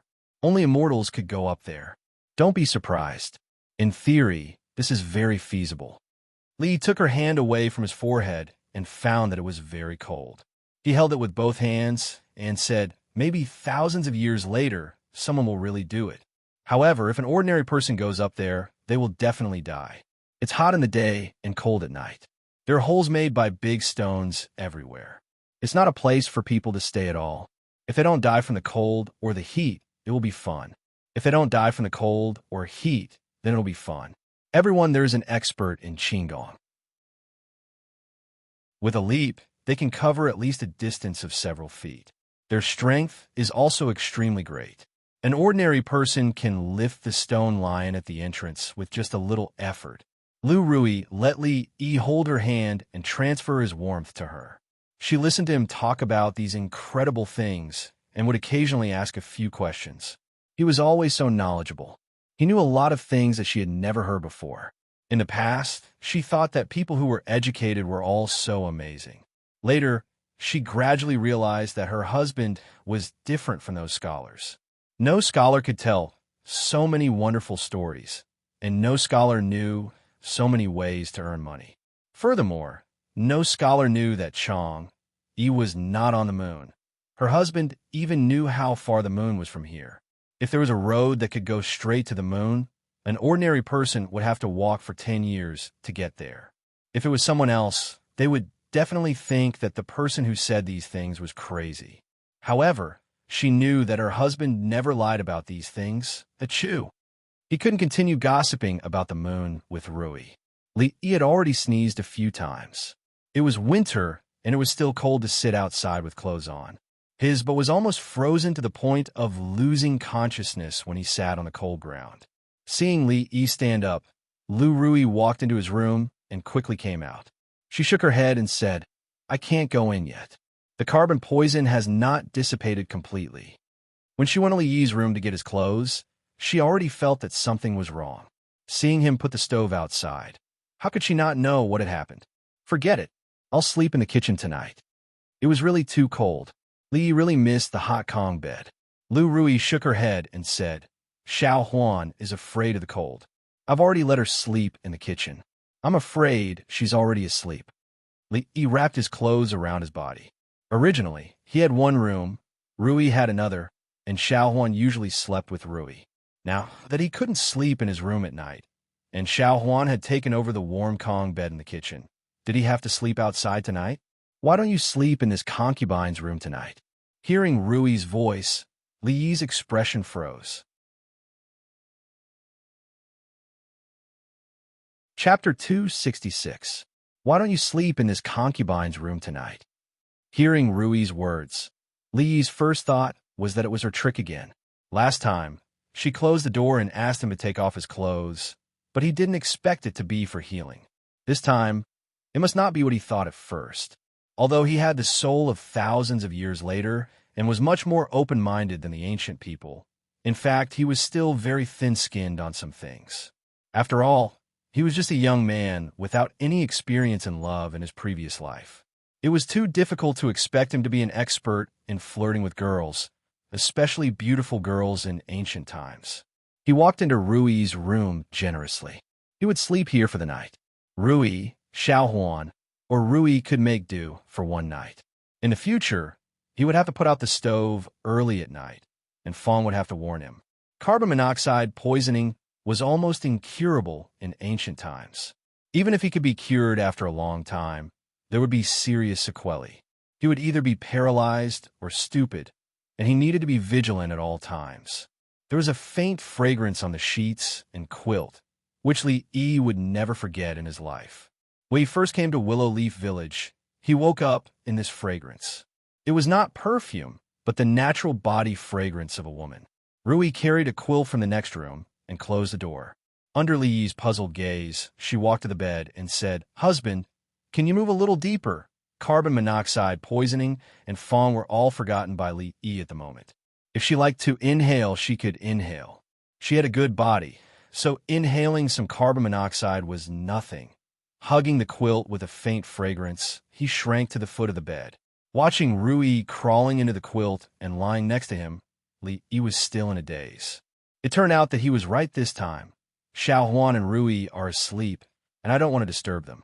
She turned to look at Li Yi and explained, "It's getting late. Husband, you should rest early." If Li Yi had not fallen into a state of shock, he would have been able to hear the slight tremble in her voice. Unfortunately, he was still unable to get over the soft flesh on his arm. He pinched it hard and couldn't help but suck in a breath of cold air. The pain meant that he wasn't dreaming, nor was it a hallucination caused by inhaling too much carbon monoxide. In the middle of the room, the flame of the oil lamp on the table was still flickering. Rui flicked her finger, and a strong wind swept across, plunging the room into darkness. Although he was only covered with a blanket, Li Yi did not feel cold at all. Instead, his body felt warm from the inside out. His nose was filled with a familiar fragrance. He had always been used to sleeping alone. Now that there was another person by his side, the sleepiness that had just arisen was instantly gone. However, none of this was important. His heartbeat quickened, and his mind was filled with all kinds of guesses. What did she mean? Was it what he thought? If he pounced on her now, would he be beaten to death by her? The good tacit understanding between the two was finally broken tonight. Li Yi, who was almost an idiot when it came to relationships, couldn't guess what she was thinking. There was a fierce battle in his heart. Should he be a beast, or worse than a beast? This was a question worth thinking about. Li felt that he was starting to be like a philosopher again. In the darkness, where Li Yi couldn't see, Lu Rui's pretty face blushed from her neck to her ears. She could hear that Li Yi's heartbeat was much faster than before. In fact, as a martial arts master, she couldn't control her heartbeat at this moment. It wasn't easy to make this decision. She pondered for a long time before she plucked up the courage to say it. Husband and wife, they had to sleep together eventually. Although they weren't used to it now, there would be a day when they would get used to it. Aunt Fong had already asked several times why there was no movement in her stomach after being married for almost half a year. She asked if she should find a doctor to take a look. She was already so old that her child could run around. Listening to Aunt Fong's private words with a red face, she still blushed when she thought about it. When she thought about those things she would do with her husband in the future, she could no longer maintain her calm state of mind. Although she was very skilled in martial arts, she was still a woman from an ordinary family. She had practiced martial arts hard since she was young. It was only because after she became stronger that no one could bully the two of them. Now, she didn't have to worry about being bullied.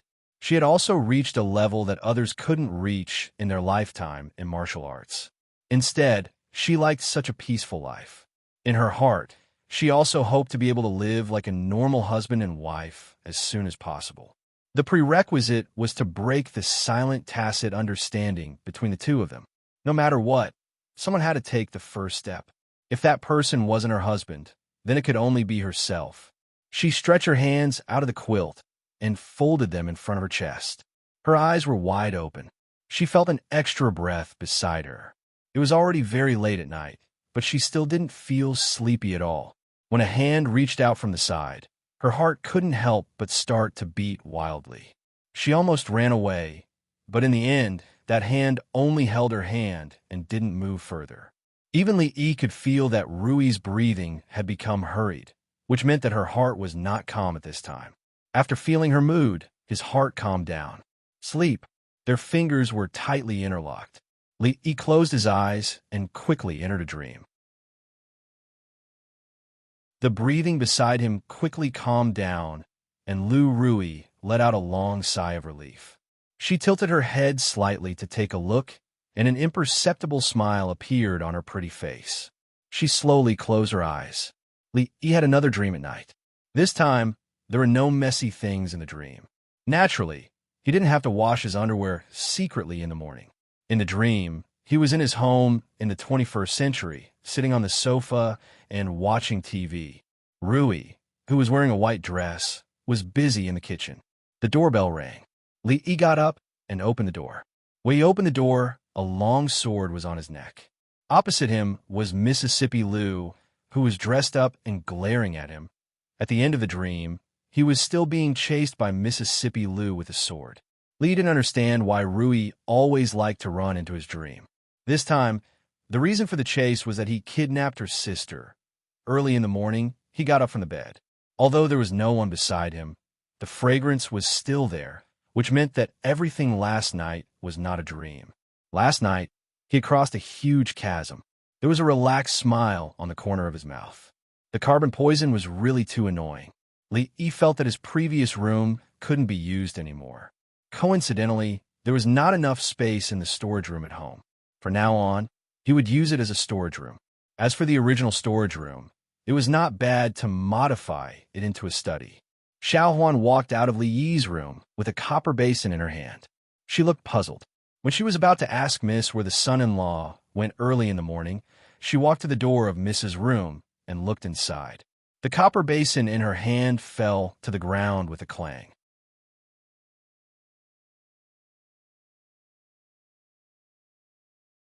Chapter 267. I'm sorry I won. Rui played a tile. Li smiled and pushed down his tile wall. Rui jumped off the heated bed in annoyance. She glared at the two and said, "You two are in cahoots. I'm not playing anymore." Ever since Rui became Li Yi's mistress, Li Yi's luck came back. He kept gesturing secretly, and Rui always understood his meaning. Thus, Mississippi Lou became the only one who lost money in the family, although winning money was not the main point in the end. At most, she used a few copper coins to deal with it. However, there were wins and losses in playing mahjong. It was not a good thing to always lose. Mississippi Lou was obviously angry. She was probably going to take her sword to the courtyard to chop the air. If there was a god of mahjong, Xiao Huan must be her biological daughter. It was just that recently, she was obviously absent-minded. She was not focused when playing mahjong. No one knew what she was thinking. The next day, Li changed his room into a storage room. The reason was that the room that had been ravaged by carbon poison could not be lived in. He began to live together with Xiao Huan with a peace of mind. Although he had to choose between being a beast and being worse than a beast, he had no choice but to choose the latter. But compared to the past, this was already a groundbreaking event. The reason why Xiao Huan was a little unhappy might be that she could no longer hug Rui to sleep. She had to sleep on the heated bed in the kitchen for a long time. But it did not matter. When spring came, he would build her another room. It was not a good idea for a girl to always sleep in the kitchen. Of course, The position that should have belonged to her was occupied by him. The little servant girl felt wronged first. He would slowly make it up to her later. He took Xiao Huan to buy the hairpin that she had liked for a long time. She would no longer have a depressed expression on her face. The two people walking in front were chatting. They were talking about the new play in the Chongping Street Theater. It was called A Chinese Ghost Story. The former brothel was no longer called a brothel. It was called a theater. Although most people were not used to it, the name was not the point. The point was that the plays performed in it were more novel and special. It was not comparable to any straw shed in the courtyard. He hoped that this A Chinese Ghost Story would be better than the previous Painted Skin. Of course, special places always had special rules. It was said that the theater was different from ordinary brothels. Not everyone could enter just because they wanted to. They had to buy a so-called ticket at the door. Although it was called a ticket, it was actually a small wooden plaque. On it was written the plays that could be watched with the wooden plaque, as well as the amount of time that could be spent inside. When they left, they had to return the wooden plaque. The tickets weren't expensive. Only a few copper coins were enough. It wasn't even as much as the tips they threw out at once. Someone cursed inwardly. Those actors were crazy for money. Had they never seen a brothel that took the initiative to accept money? You want money, right? I won't look anymore, okay? Many people were very satisfied with this. They felt that the idea of the theater was really wonderful. The appearance of the tickets was to keep those who had no money outside. The last time they went to watch a play, there were actually beggars sitting next to them. They were dirty and smelly. There was only so much space in the theater. If they were late, there wouldn't even be a place to stand. Now it was better. Those who only wanted to join in the fun and were unwilling to pay for tips could not enter. They were happy to be at peace. They sat leisurely with a pot of tea and a stack of broad beans. After watching the plays they liked, they would leave. It was extremely comfortable. Of course, when a new play was released, they had to be more agile. Who would care about a few copper coins for the people who lived in the prefectural city? If they were late, they could only stand. Thank you, son-in-law. With a newly bought hairpin in her hair, Xiao Huan's eyes turned into crescent moons again. In one hand, she held a tong hulu. It was a gift from Aunt Sue when she met her on the street. In the other hand, she held onto Li Yi's arm. She took a bite and leaned over to give a bite to Li Yi. She took a bite. The tong hulu in the winter didn't melt so easily. The taste was improved. Those women had been trying to make more delicious tong hulu. Now, they had developed several different styles.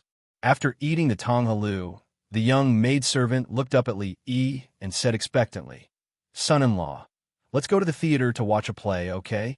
Just now, she heard the two people in front of her talk about A Chinese Ghost of Qiannu. The son-in-law had told her this story. After hearing so many ghost stories, she was no longer afraid. The last time the son-in-law brought her to see the Painted Skin stage play, she only screamed when the ferocious-looking female ghost came out. The son-in-law said that A Chinese Ghost of Qiannu was not that scary, so the young maidservant felt that it was okay for her to go and take a look. He did not reject Xiao Huan's request. Today, he had brought her out for a stroll. She grew up in the village and did not come into contact with many people. The young maidservant maintained her innocent and lively temperament very well. With her chattering by her side, any worries would be swept away. A small room was built at the entrance of the brothel. It was only big enough for one person. A dozen people lined up and passed by the small room. After placing a few copper coins inside, a wooden plate would be handed out from the inside. As one of the major shareholders of the theater, of course, Li Yi did not need to buy a ticket. He held Xiao Huan's hand and walked directly through the entrance. The people in the line originally wanted to question him, but when they saw the young man at the entrance politely salute the young man, they swallowed their words and obediently lined up to buy the ticket. After walking through the entrance, they faced the stage directly. The expanded stage was more than twice the size of the previous one. The seats below were also increased. There were separate stalls on both sides. Spending a few copper coins, one could buy a plate of broad beans and a pot of tea. There were 3 flavors of broad beans, and one could choose freely. Of course, other than broad beans, there were also many pastries. When watching a play, Eating some snacks and drinking a cup of tea would immediately improve one's taste by a lot compared to those who only knew how to shout. The price of the seats in the theater was not the same. The closer one was to the stage, the clearer one could see, and the higher the price. Therefore, most of the time, there would be empty seats in the first row. Some people would feel that there was not much difference between the front and back. It was really not worth it to spend a few copper coins for a seat in the front. The curtain on the stage had not been opened yet. One could see many figures behind the curtain. They were probably still making preparations. People were still lining up to enter the theater. There were not many people in the seats. He pulled Xiao Huan to sit in the middle of the first row and waited patiently. He glanced at the wooden plate in the hands of the person beside him. On it were the words, "Painted Skin," indicating that the next performance was still painted skin. Senior Pu Songling was indeed a master of his generation. There was a performance of painted skin here, indicating that this play was quite popular. He turned his head and looked around. He realized that from the previous brothel to the current theater, too much had changed in just a few days. Chapter 268. The theater worker banged a gong, indicating that the performance was about to begin. At this time, the theater was almost full. In the past, there had only been a few square tables in the brothel for people to sit around casually. Now, it had been changed to chairs connected together. A small platform protruded from one side of the chairs for tea and food. Of course, only the first 2 rows had this kind of treatment. They had to let those people know where the extra copper coins they spent went. Xiao Huan wanted to see a Chinese ghost story, but she didn't make it. She could only watch the painted skin again. Since she had nothing to do, she might as well wait with her. When the curtains were pulled back, a few more figures sat next to Xiao Huan. Li only glanced at them casually. He had just turned his head when he turned back. His expression was slightly dazed. Sitting next to Xiao Huan was a man about 40 years old. His appearance was not unfamiliar to Li Yi. Professor Feng, as Magistrate Dong's god-level lackey.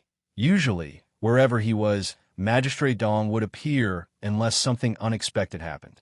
Li Yi looked over and saw the magistrate sitting next to him. He felt strange. Did the magistrate and the prefectural school professor have nothing to do all day? This was not a place high officials and nobles would come. One of them was in charge of the affairs of the prefecture, and the other was in charge of education. Logically speaking, they should be very busy. Why do they have the time to come here to watch a show? Clearly, Professor Feng also saw Li Yi. After a pause, he turned his head and whispered a few words in Magistrate Dong's ear. Magistrate Dong had a deep impression of Li Yi. His few poems had surpassed all the students in Qing and Fu. He had a close relationship with Crown Prince Ning and Princess Yongle. However, his personality was a bit strange. He was extremely talented, but didn't want to be an official. It was said that he had been made a county officer by the emperor, but he almost never went to the county yamen. The strange thing was, the security of the prefectural city was better than before. In all honesty, Magistrate Dong admired Li Yi very much.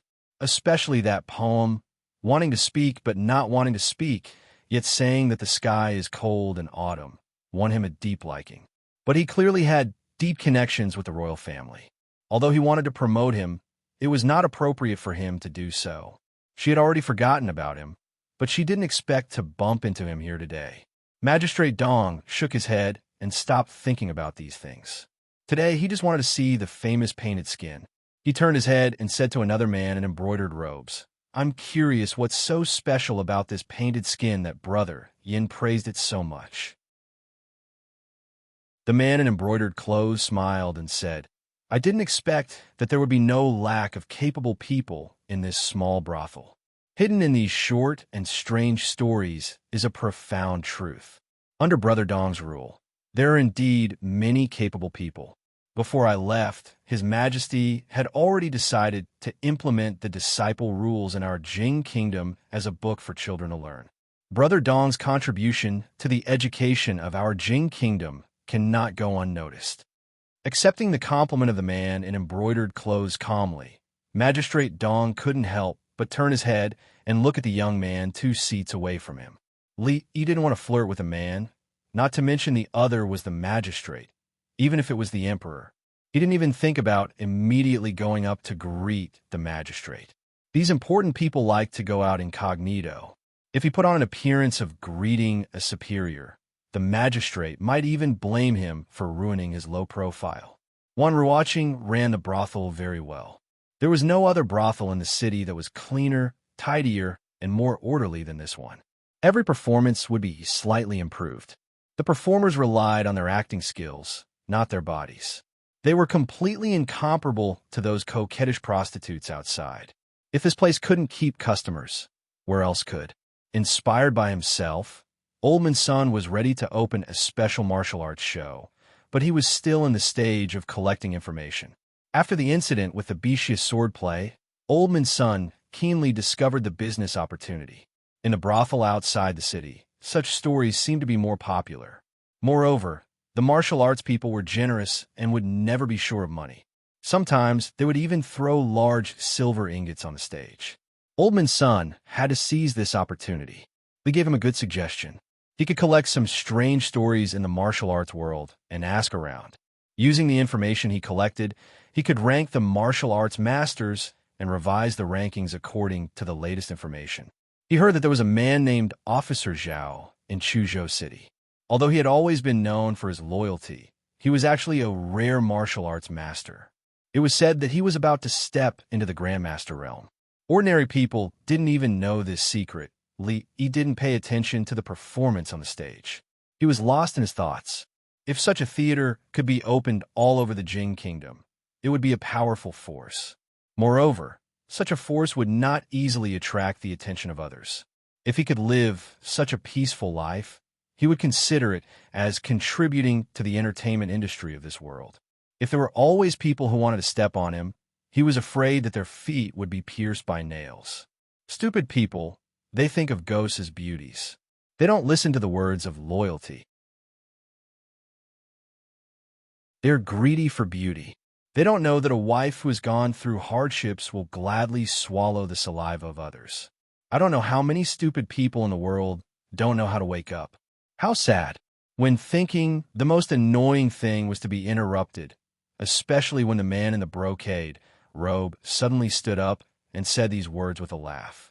To be able to see such emotions from watching a play, this fellow must have been educated before, and he must have been tormented by the path of sages.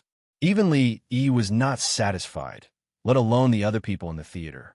Just when they were enjoying the show, someone suddenly stood up and shouted. Especially when the guy was sitting in the front row, everyone's view was blocked. What are you shouting for? Hurry up and sit down. They were all commoners. How could they know that the person sitting next to the man was the prefectural magistrate? They only knew that this guy had disturbed their interest in watching the show. Perhaps some people were frightened by his sudden shout, so they all spoke up in dissatisfaction. Magistrate Dong smiled bitterly. After so many years, his good friend still hadn't changed his bad habit. Thump! Among the noise, there was a dull sound that was especially clear. A young man who looked like a scholar, who was sitting behind the man in the brocade robe, knelt in front of the man in the brocade robe. After bowing respectfully, he stood up and said, "Thank you for your teachings, sir. My poor wife, who has gone through hardships with me for more than 10 years, has suffered. Now, for the sake of a fox outside, I actually want to divorce her. How am I different from Wang Sheng?" Sir's words just now were like thunder in my ears. They were deafening. I will remember them for the rest of my life and never dare to forget them. After the scholarly young man finished speaking, he once again bowed to the man in the brocade robe and strode away without looking back. Li stared blankly at the young man's back as he walked away. He was very confused. Where did they find this actor? It's not too late to mend one's ways. The man in the brocade robe also watched the young man leave with a smile on his face. He stroked his beard, displaying the demeanor of an expert. "I'm talking to you, sit down." If it wasn't for a shoe flying from behind and accurately hitting his face, he might have been able to maintain the demeanor of an expert for a while longer. Chapter 269. Magistrate Dong was shocked to see a large shoe print appear on the face of his good friend from the capital. Official Yen. Professor Feng's little heart couldn't help but beat wildly. How dare they throw a shoe at an official from the capital? These unruly people were simply too lawless. How dare you? Who threw the shoe? A few people around the man in embroidered robes had already stood up and turned to glare at the crowd. What did he say? Is he in the right to disturb the show? Chase them out. The guards of the man in embroidered robes were angry, but the audience was even angrier. It was already kind of them not to be thrown out for making a racket in the theater, but they dared to yell at everyone. They couldn't even watch the show. Weren't the few copper coins spent in vain? In the next moment, the guards were drowned in shoes flying from behind. People had thrown out quite a few people like this who didn't know what was good for them. Every show, there would be one or two unlucky ones. This had even become a tradition in the theater. The smelly shoes flew through the air. Magistrate Dong and the other two were also affected. Of course, they couldn't stay here any longer. They ran outside pathetically and finally let out a sigh of relief. A group of unruly people. This is too much. Professor Fang's face was hit by the sole of a shoe. His face was red, and he stomped his feet outside. The man in embroidered robes used his sleeve to wipe his face. He wasn't angry. He shook his head and said, "This is a quiet place to watch the show. It is our fault for making a racket and disturbing others. It is not wrong of us to be thrown out." He turned his head to look at Magistrate Dong and said with a smile, "Under Brother Dong's rule, the people are very tough. Compared to the sorry state of Professor Fong and the man in embroidered robes, Professor Dong looked much better. The shoe had not been thrown on him, and his clothes were very clean. He patted his robes and said, 'The one who made a racket was you. Of course, it is not wrong of you to be thrown out. We're the ones who have suffered an undeserved disaster. No matter, no matter.' The man in embroidered robes waved his hand and said, 'My words just now have caused Brother Dong's students to repent.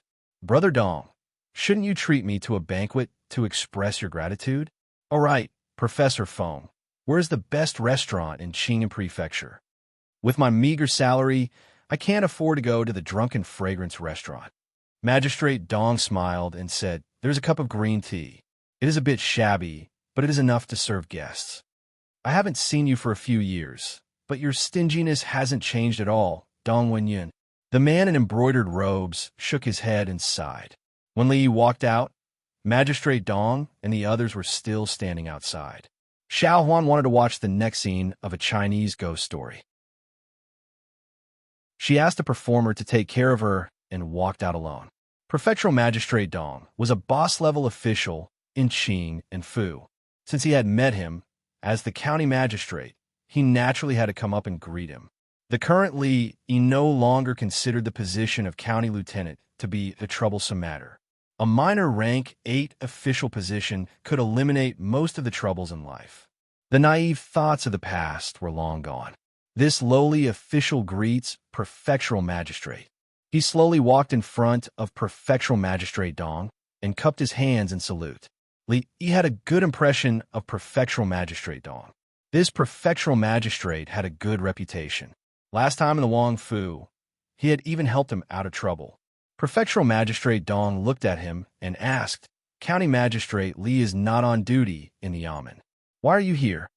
Li coughed lightly and said, "A few days ago, I was injured by a scoundrel.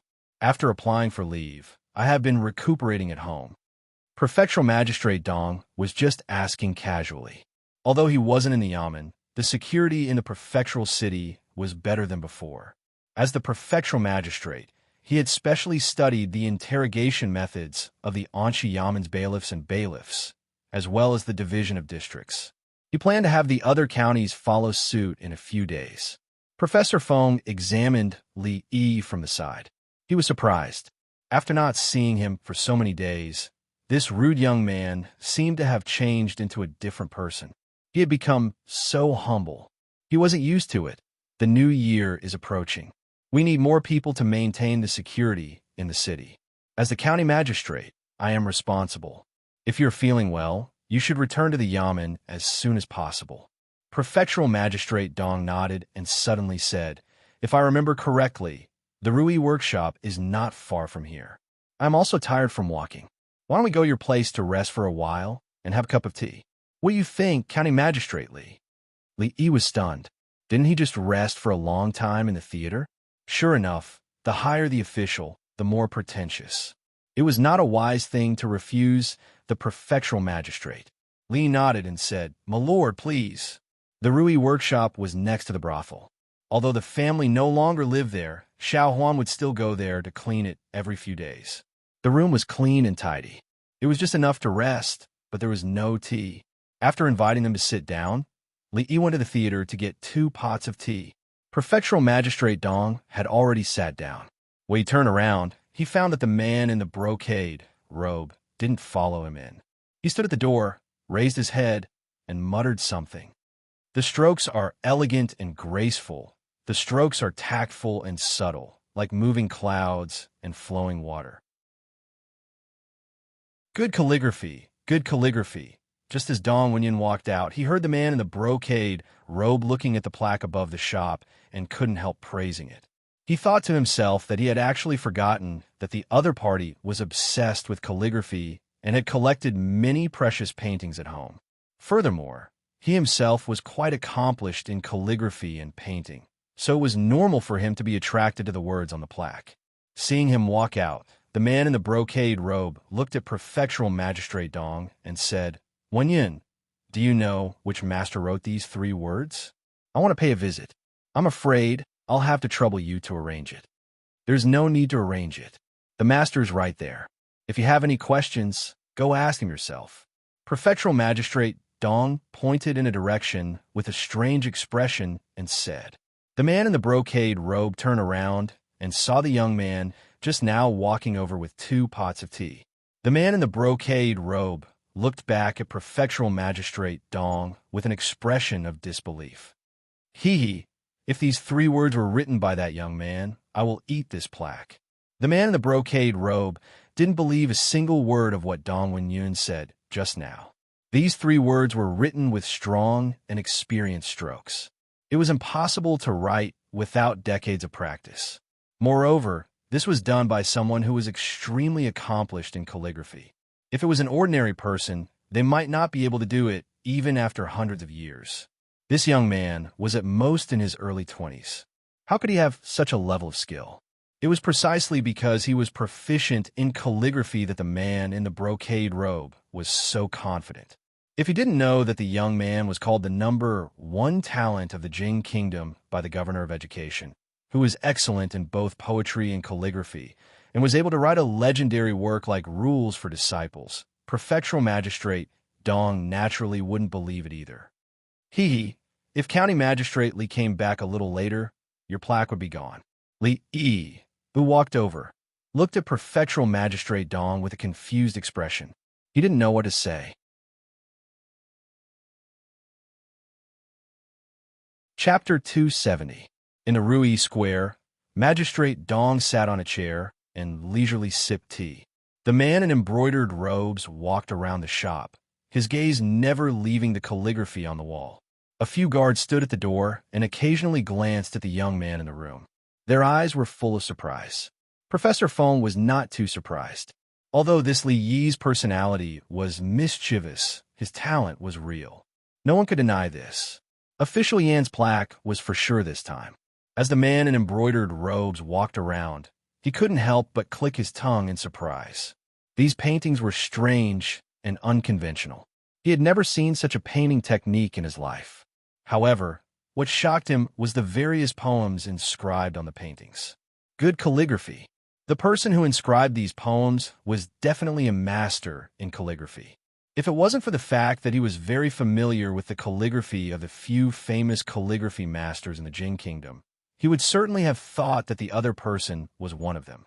Young man, did these paintings really come from your hands? The man in embroidered robes still couldn't believe that the master he had wanted to meet was actually such a young man. He looked at Li Yi and asked. Li Yi raised his hands in a salute and said, "I had nothing better to do, so I casually wrote and drew. Please excuse me, sir." Magistrate Dong had already introduced him earlier. The person in front of him was a high-ranking official from the capital. Although he didn't know his position, he was certainly much more important than a small county officer like him. He couldn't be lacking in the necessary etiquette. I had nothing better to do, so I casually wrote and drew. A rare blush appeared on the man in embroidered robe's face. He had studied this field for more than 20 years, but he couldn't even compare to a young man who casually wrote and drew in front of an old friend.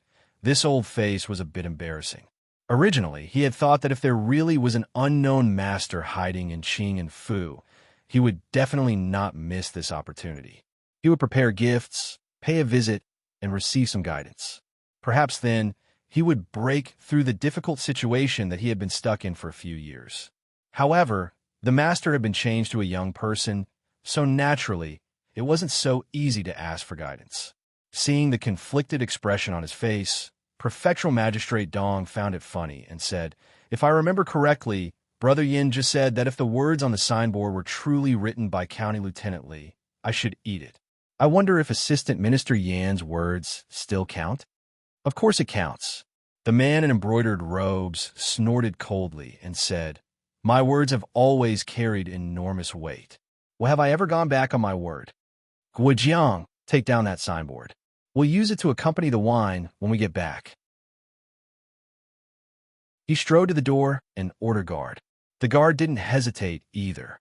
He leaped up and tapped twice on the wall. His entire body climbed onto the signboard, and he quickly removed the signboard with the words Rui Square written on it. He held the signboard firmly as he jumped to the ground. The action of tearing down the plaque was done in one go, natural and smooth. It was obvious that this was not the first time he had done this.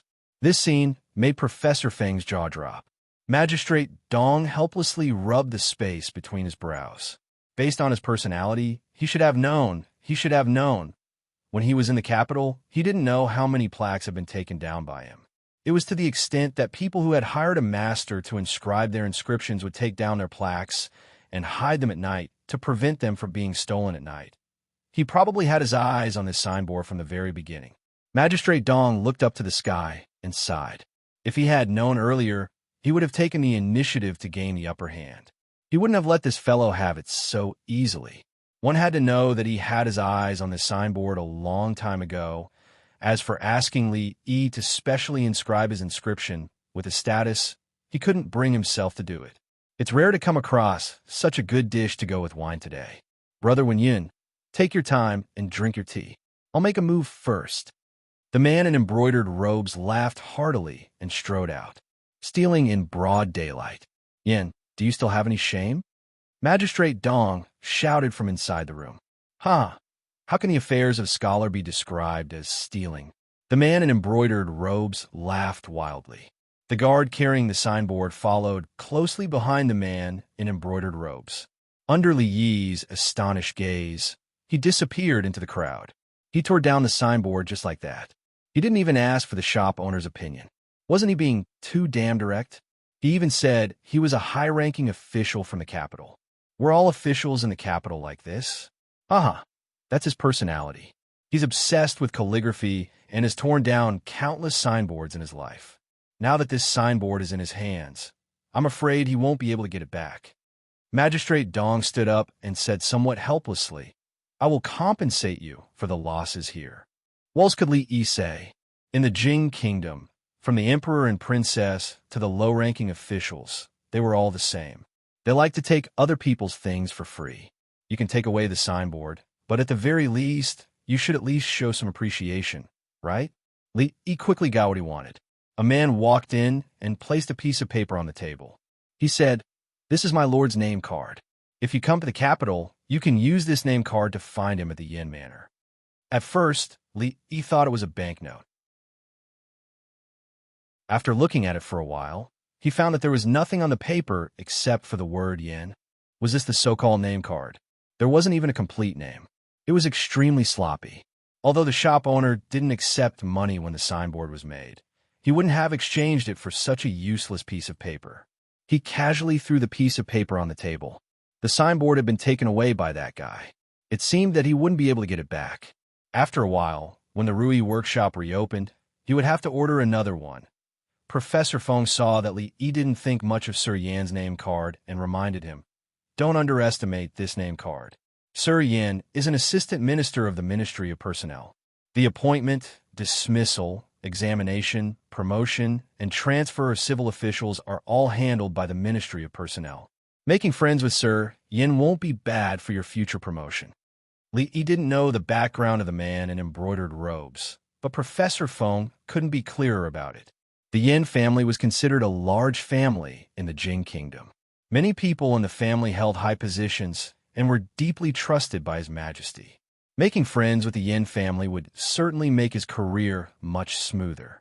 Although the two of them didn't see eye to eye, Professor Feng only disliked him for not making progress. This was the professional quality of being a professor of the prefectural school. There were no personal grudges. His kind reminder this time was only in the hope that he could change his bad habits and work hard to obtain scholarly honors. Serving the country as soon as possible was the right path. Li Yi didn't expect Professor Feng to say these words to him. Seeing the sincerity in his tone, he was slightly moved. Although the two of them didn't get along, it was undeniable that Professor Feng was a true gentleman. Putting away the name card, Li Yi bowed to him with a solemn expression and said, "I'll remember it. You're worth teaching." Professor Feng's expression softened, and he said with satisfaction when he saw the change in him. He had once again guided a young man with limitless potential from the wrong path to the right path. He felt a great sense of accomplishment. This was the most talented and capable young man he had ever seen. Professor Feng really didn't want him to live a mediocre life.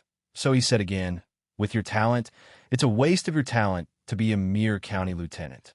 I have many friends in the capital who can write a few recommendation letters for you. You can go out and visit them. Coupled with your relationship with Sir Yin, if they jointly recommend you to His Majesty, I'm afraid you'll definitely become a county magistrate. As long as you work hard and make some achievements, there's a high chance that you'll be transferred to the capital in 10 years. Within 20 years, it's not impossible for you to be in the imperial court." Professor Feng's spittle flew everywhere as he spoke. It was as if his blood was about to boil. "Cough. Thank you, Professor Feng. It's just that I've yet to recover from my injuries. Let's talk about this another time," Li Yi said awkwardly as he covered his chest and coughed a few times. "What do you mean we'll talk about it in the future? Young man, how can you be so ignorant?" Professor Feng frowned and reprimanded him again. "We are scholars, and it is our duty to serve the country." Li Yi rubbed his slightly swollen head. "This old man, here he comes again."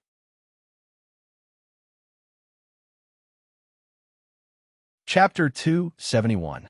Since you are favored by the princess, you should be diligent in the future. Don't say that you don't want to be an official anymore. I really hope to see the day when you and I become officials in the same court. Magistrate Dong said a few words of encouragement and then left with Professor Feng. It was obvious that he saw Li Yi as a junior with a bright future. Professor Feng said a few words. When he left, he still felt that although this seedling had changed, the change was not complete and there was still a lot of room for improvement. If he could become a top official in the future, he could also boast to his old friends that he was the one who made the minister or the prime minister realize their mistakes and work hard to get to where they are today. Li Yi put away the name card. He didn't want to go to the capital to visit Lord Yin. However, according to Professor Feng, this piece of paper seemed to be worth a penny. He just didn't know how much it could be sold for, but it would definitely be worth 100 taels. After closing the door, he saw Xiao Huan coming out of the tile-roofed house with red eyes.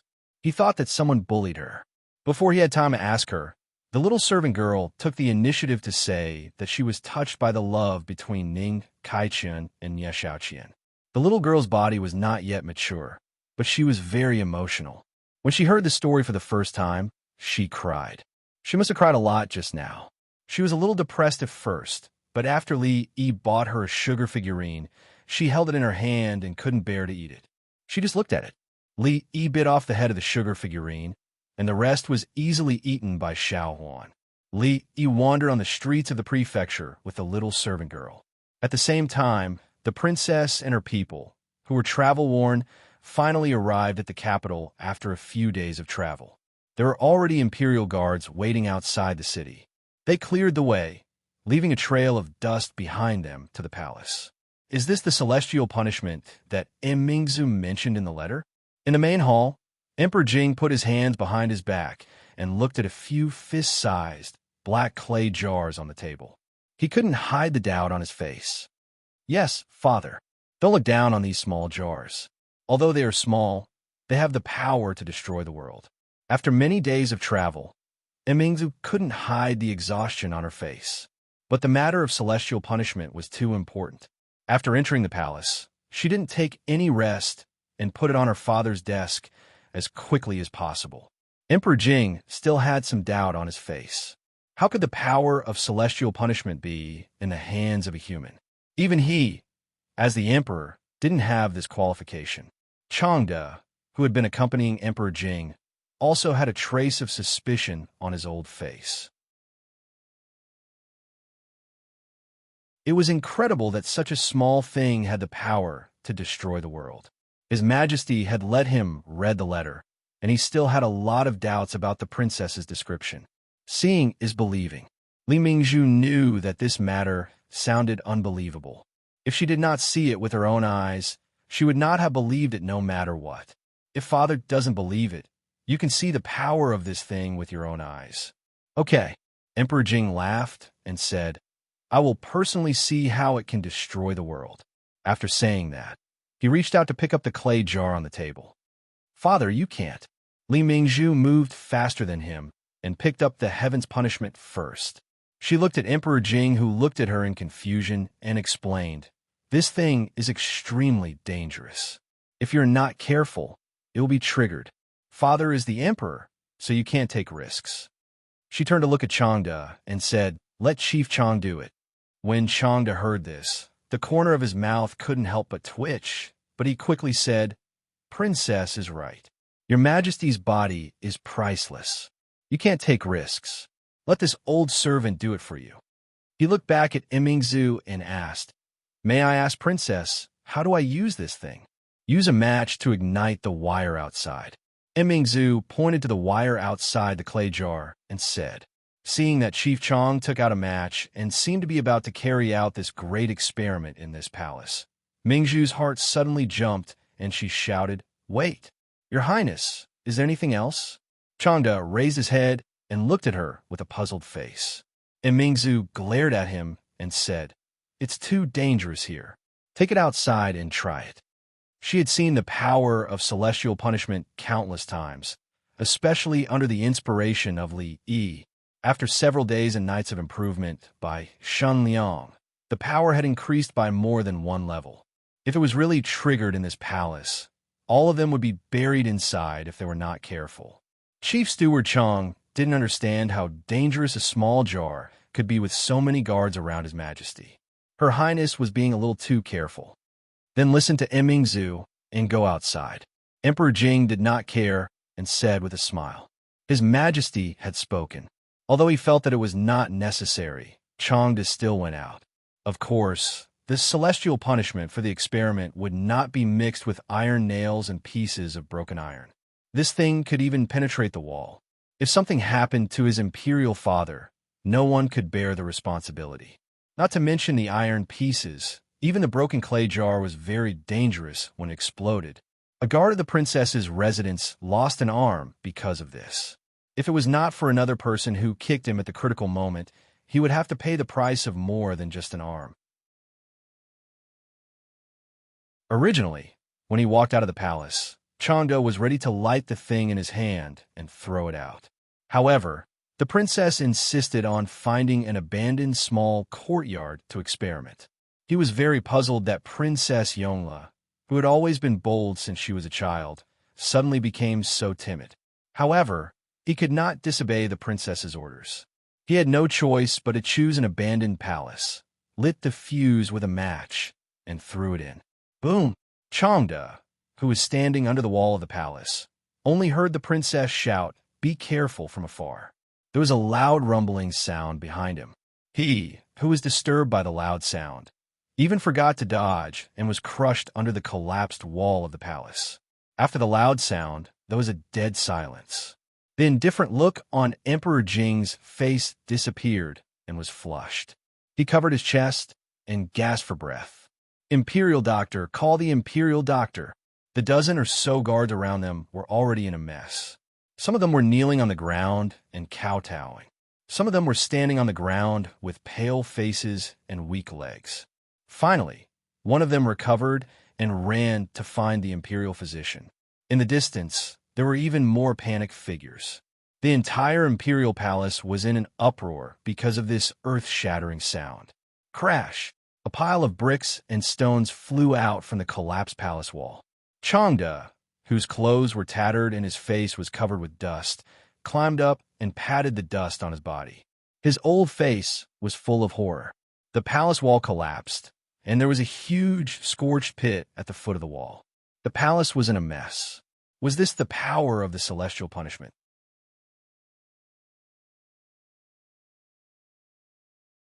Chapter 272. Seeing the palace wall turn into rubble in front of him, Changde finally realized the true power of the heavenly punishment. His tattered clothes were instantly drenched in sweat. No one had thought that the power of the heavenly punishment would be so terrifying. The princess was not exaggerating at all. Destroying the world, this was really destroying the world. Just now, he even felt the ground under his feet shake. When he thought that he wanted to experiment in the palace, cold sweat appeared on his forehead again. If he really did that just now, the palace would definitely be destroyed. Even if something happened to His Majesty, it would not be enough for him, Changde, to die 10,000 times. For a moment, Changde's heart was filled with deep gratitude towards the princess. At this time, dozens of armored guards had surrounded the place. Several eunuchs dressed in gray appeared beside Jing Emperor and looked around vigilantly. Jing Emperor panted for a while, and his breathing gradually stabilized. His face was still a little flushed. He waved his hand to shake off the guards who were supporting him and drove away the imperial doctor who was panting as he ran over. He strode towards the direction of the collapsed palace wall. Looking at the gray and black ground and rubble, Jing Emperor was silent for a long time. Suddenly, he laughed out loud. "Ha! What a heavenly punishment! What a heavenly punishment! With this divine object, it is enough to protect the stability of our Jing kingdom for decades." A small black clay pot had such power that even the sturdy palace wall could not withstand the power of the heavenly punishment. It could be imagined that if a few dozen or even dozens of them attacked at the same time, it could really be said to be destroying the world. Under the power of the heavenly punishment, even the sturdy city wall would be easily destroyed like tofu. The Jing kingdom had been weak for a long time, and there were strong enemies eyeing it. In these years, he had worked hard to manage a big country to the current situation it was in. It was not easy to find a moment of stability, but the torture of illness had become more and more serious. When he followed the late emperor, it would be the time when the stability and peace of the Jing kingdom would be disrupted. Because of this, he often could not eat or sleep in peace. However, the appearance of such a national treasure was like a ray of light in the darkness, making him seem to see infinite hope. With the Jing country's current national strength, they didn't need to expand their territory, but with this object as a deterrent, it was likely that no one would dare to have any ideas about the Jing country. This old servant congratulates His Majesty and the Jing kingdom. Changde had served Emperor Jing for decades. How could he not know what he was thinking? A smile also appeared on his wrinkled face. He knelt on one knee and said loudly, "Voila!" The surrounding guards immediately knelt down as well. Although they didn't know what was going on, they still knew what was going on. Their orderly and loud voices spread far and wide, resounding throughout the entire palace. Congratulations to His Majesty and the Jing kingdom. Congratulations to His Majesty and the Jing kingdom. Congratulations to His Majesty and the Jing kingdom. In the letter, Immerse said that this item can be used as a weapon to break a city. At the same time, it is also a treasure to kill enemies on the battlefield. The broken pieces of a jar are embedded in the wall. If it is used on the battlefield, it will immediately become a hell on earth. In the palace, Emperor Jing looked at the few jars on the table and nodded with satisfaction. "Father, these are only used for testing. The real sky punishment will be mixed with iron nails and pieces to increase its power. Once it explodes, there will be no survivors within 3 feet. Imingzu pointed to the jar on the table and said. Chanda heard this and took a deep breath. Even the broken jars could be embedded in the wall. What kind of power was that? If it was an iron weapon, if the sky punishment that he ignited was like what the princess said, he would have been turned into a sieve by now. An individual's martial strength was not worth mentioning in front of the power of heaven. After being stunned for a moment, Emperor Jing's smile became wider. He said the word good a few times in a row. Suddenly, a trace of sharpness appeared in his eyes. Qi Kingdom, the new year is coming. I plan to give you a big gift. I hope you will like it. He seemed to have seen the scene of the Qi Kingdom's soldiers fleeing in panic in front of the sky punishment. He felt the depression that had accumulated in his heart for a long time was swept away. He turned to look at Imingzu and asked, "How much does it cost?" Imingzu said respectfully, "Father, it is easy to make. The materials used are cheap and the cost is very low." The sky punishment was powerful. Even if it was expensive to make, Emperor Jing would not give it up. Now that he heard that it was cheap, he was overjoyed. After thinking for a while, he looked at her and asked, "Who made it? Where is he now?" A trace of hesitation flashed on Mingzhu's face, but quickly disappeared. She said, "The one who made the sky punishment was a performer called Shun Liang in Qing and Prefecture. His ancestors were all cigarette makers. He accidentally discovered the formula of the sky punishment.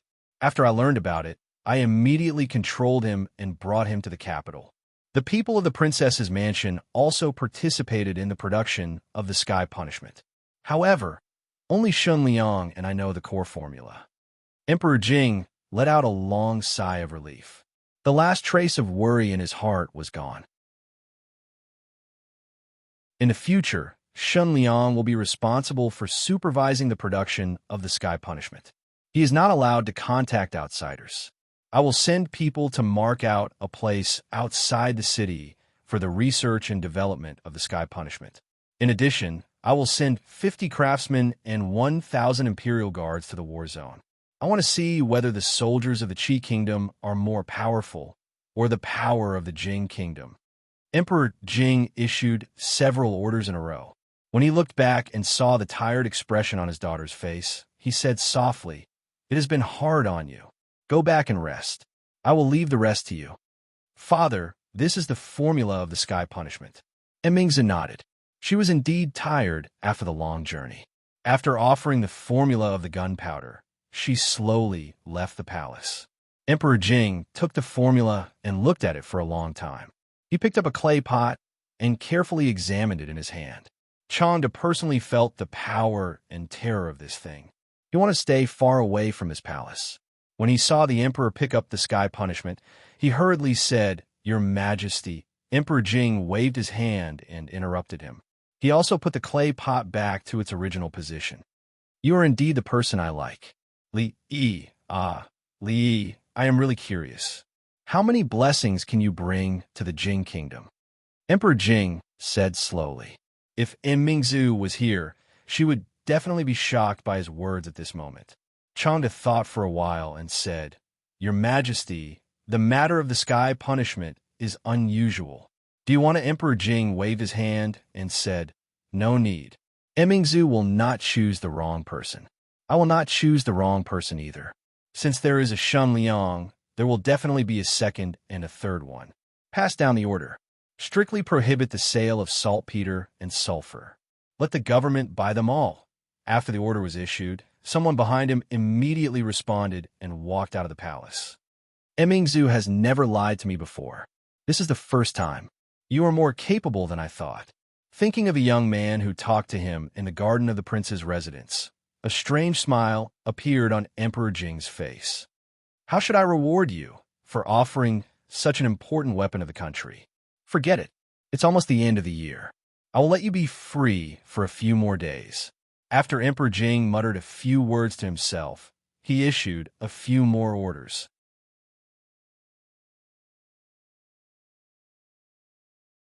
Chapter 273. According to the customs of the royal family, After a princess came of age, she could no longer stay in the palace. Although she didn't have to go to a fief, she still had to build her own residence outside the palace. Princesses who lived in the palace were either underage or very favored. Princesses like Princess Yongla, who had passed the age of 15 but still had their own residence in the palace and didn't have to leave the palace, were few and far between. Many imperial censors submitted memorials about this, but they were all suppressed by the emperor. This showed how much he liked Princess Yongla. Of course, Princess Yongla was the daughter of the empress, the only daughter of the emperor and the empress. It was very normal for her to have such preferential treatment. Imingzu walked out of the hall, and the old woman waiting outside followed behind her. They walked toward the palace in the rear palace. Imingzu said as they walked, "Imperial father wants to send 50 craftsmen to the battlefield. Let Shenliang go with them." Half of the people in the princess residence who participated in making Tianfa will go with them as well. Tianfa is too dangerous. They have to be careful at all times. Without experiencing it for themselves, they didn't know how dangerous Tianfa was. Even if they knew the recipe, it would be a disaster if they weren't careful. The people of the princess residence had memorized all the rules and regulations that Li Yi had laid out for her. With them following her, it would be much safer. "Don't worry, princess.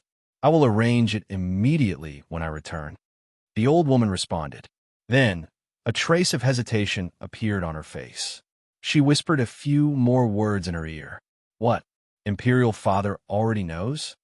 She stopped, and her expression changed. The old woman nodded and said, "His Majesty's personal palace maids all know about this. It's not a secret. Let him see me immediately." Mingzhu's expression darkened. "Nanny, why is the princess looking for me?" In the princess residence, a young man followed the old woman and asked in confusion. Naturally, this old woman doesn't know about the princess. The old woman said faintly and pointed to the back garden of the princess residence. "The princess is there. Go there yourself." The man saw a figure in the garden and suppressed the uneasiness in his heart. He strode over. "Princess," he said respectfully and stood at the back, waiting quietly. Mingzhu turned her head and a trace of disappointment appeared on her face as she said, "Guard Lu, you've been working in the princess residence for quite some time, right?" "Princess, I am indebted to the princess for her promotion. I have been in the princess residence for 5 years." The young man said slowly, "From tomorrow onwards, you will be Shun Liang's personal bodyguard. Tian Fa's matter is of great importance. You must ensure that the secret formula will not be leaked, and you must not let anything happen to Shun Liang." Mingzhu looked at a plum blossom that had yet to bloom in the garden as she spoke plainly. As if he had thought of something, the young man's face suddenly turned pale. His knees went soft, and he knelt down. He kowtowed as if he was pounding garlic, and shouted, "Thank you, Your Highness. From now on, as long as the secret recipe exists, this subordinate will exist. The secret recipe is faulty. This subordinate will atone for it with his life." 1,000 imperial guards left the imperial palace in the middle of the night. The sound of the horses' hooves on the stone floor seemed to shake the entire capital. No one knew what had happened. The people in the city all closed their doors and windows and hid in their homes. After the dust settled, pairs of eyes peeked out from the cracks in the doors, guessing what had happened. The palace had not made such a big move in a long time. As for the officials in the capital and the rich and noble families, many of them did not sleep the whole night. Their backs were drenched in cold sweat. For so many imperial guards to be mobilized, something big must have happened. They just didn't know who would be the unlucky one this time. They just hoped it wouldn't be them. When the sky brightened and nothing special happened, everyone could finally relax. For a moment, the rich and noble families all sent out carriages and horses. Officials of all levels walked around each other to gather information. Compared to this matter, the matter of the princess residence changing the guard leader was not worth mentioning. At the same time, in the faraway Qing and prefectural city, it was far from the somber atmosphere of the capital. As the new year approached, the prefectural city became livelier day by day. After a busy year, It was finally the day when everything could rest. Other than the peddlers and a few people with special professions, most people would choose to give themselves a holiday and enjoy life. The large and small brothels inside and outside the city were packed from morning to night. In particular, the theaters in the prefectural city, as well as the large brothels that had been built outside the city, became the favorite place of entertainment for most people. There were all kinds of performances, puppet shows, movie shows, and all kinds of programs. It was enough to dazzle the eyes. If one was tired of these, they could go to the large brothels to watch the stage plays. They were all new plays and were brilliant. It was definitely worth spending a few copper coins for them. In order to maintain the security in the city, the government sent out more bailiffs. From time to time, the soldiers of the city defense could be seen walking on the street. Sometimes, bailiffs were mixed in the crowd. The roadside vendors greeted them warmly and gave them hot buns and cakes. The bailiffs did not refuse. They took a bite with a smile and continued to patrol. Although he felt that he could beat a cow to death with his current physical condition, Li was still in a state of recuperation. Anyway, before Her Highness left, she had asked for a long sick leave for him. The task of maintaining the security was handed over to County Magistrate Liu. After all, capable people should do more work. As for ordinary small cases, with Liu's help, there wouldn't be any problems. This kid was born to do this. No one knew how he had been muddle-headed in the past, but this time he suddenly became enlightened. He had solved several old cases, and his reputation had spread across several counties. It was said that no criminal could hold on for the time it took for 2 incense sticks to burn under his hands. This was how a qualified subordinate should be. Li was extremely proud of his discerning eyes. When he woke up, he washed his face with cold water. After shivering for a while, he suddenly felt refreshed. Today was the Lunar New Year. According to the customs here, people should start to buy New Year's goods and offer sacrifices to the kitchen god. The customs of the Lunar New Year in later generations were different in different places. Li did not know how to celebrate the Lunar New Year here. It was enough for Xiao Huan and Rui to know. After what happened last time, they no longer lit the stove at home at night, but they still lit the fire every morning. For the first time, Li felt that carbon monoxide was also a good thing.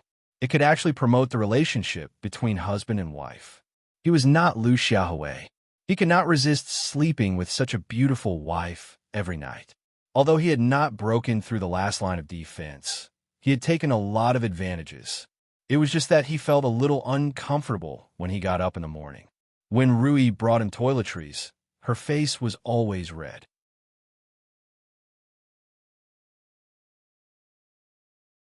Chapter 274. After the Little New Year, there were only 6 or 7 days left before the Spring Festival. The Little New Year's Day was considered a relatively important festival. Early in the morning, Xiao Huan took a rag and carefully wiped every room. Even Mississippi Liu was sweeping the courtyard with a broom, which was a rare occurrence. Although the courtyard was originally so clean that there was not even a single fallen leaf. Just now, Zhu ran over and gave a thick stack of window flowers. They were of different shapes and were extremely beautiful. Xiao Huan said that Aunt Fang's skill in cutting window flowers was unique in the village. She would send some to her house every year. After saying that, she took the window flowers and went into the house to find paste. When Li walked out of the courtyard, he saw that every household was busy. Even the naughty children were not idle. Each of them took a small broom and swept in front of the door. As they swept, it became a broom war. Dust flew everywhere and screams could be heard. After a while, an adult ran out of the courtyard and dragged the naughty children back home by their ears. It did not matter if it was a festival or not to beat children. After a while, the naughty children's screams came from inside. When he walked out the gate of the house, the atmosphere of the new year was everywhere. Counting the days, he had been here for a full half a year.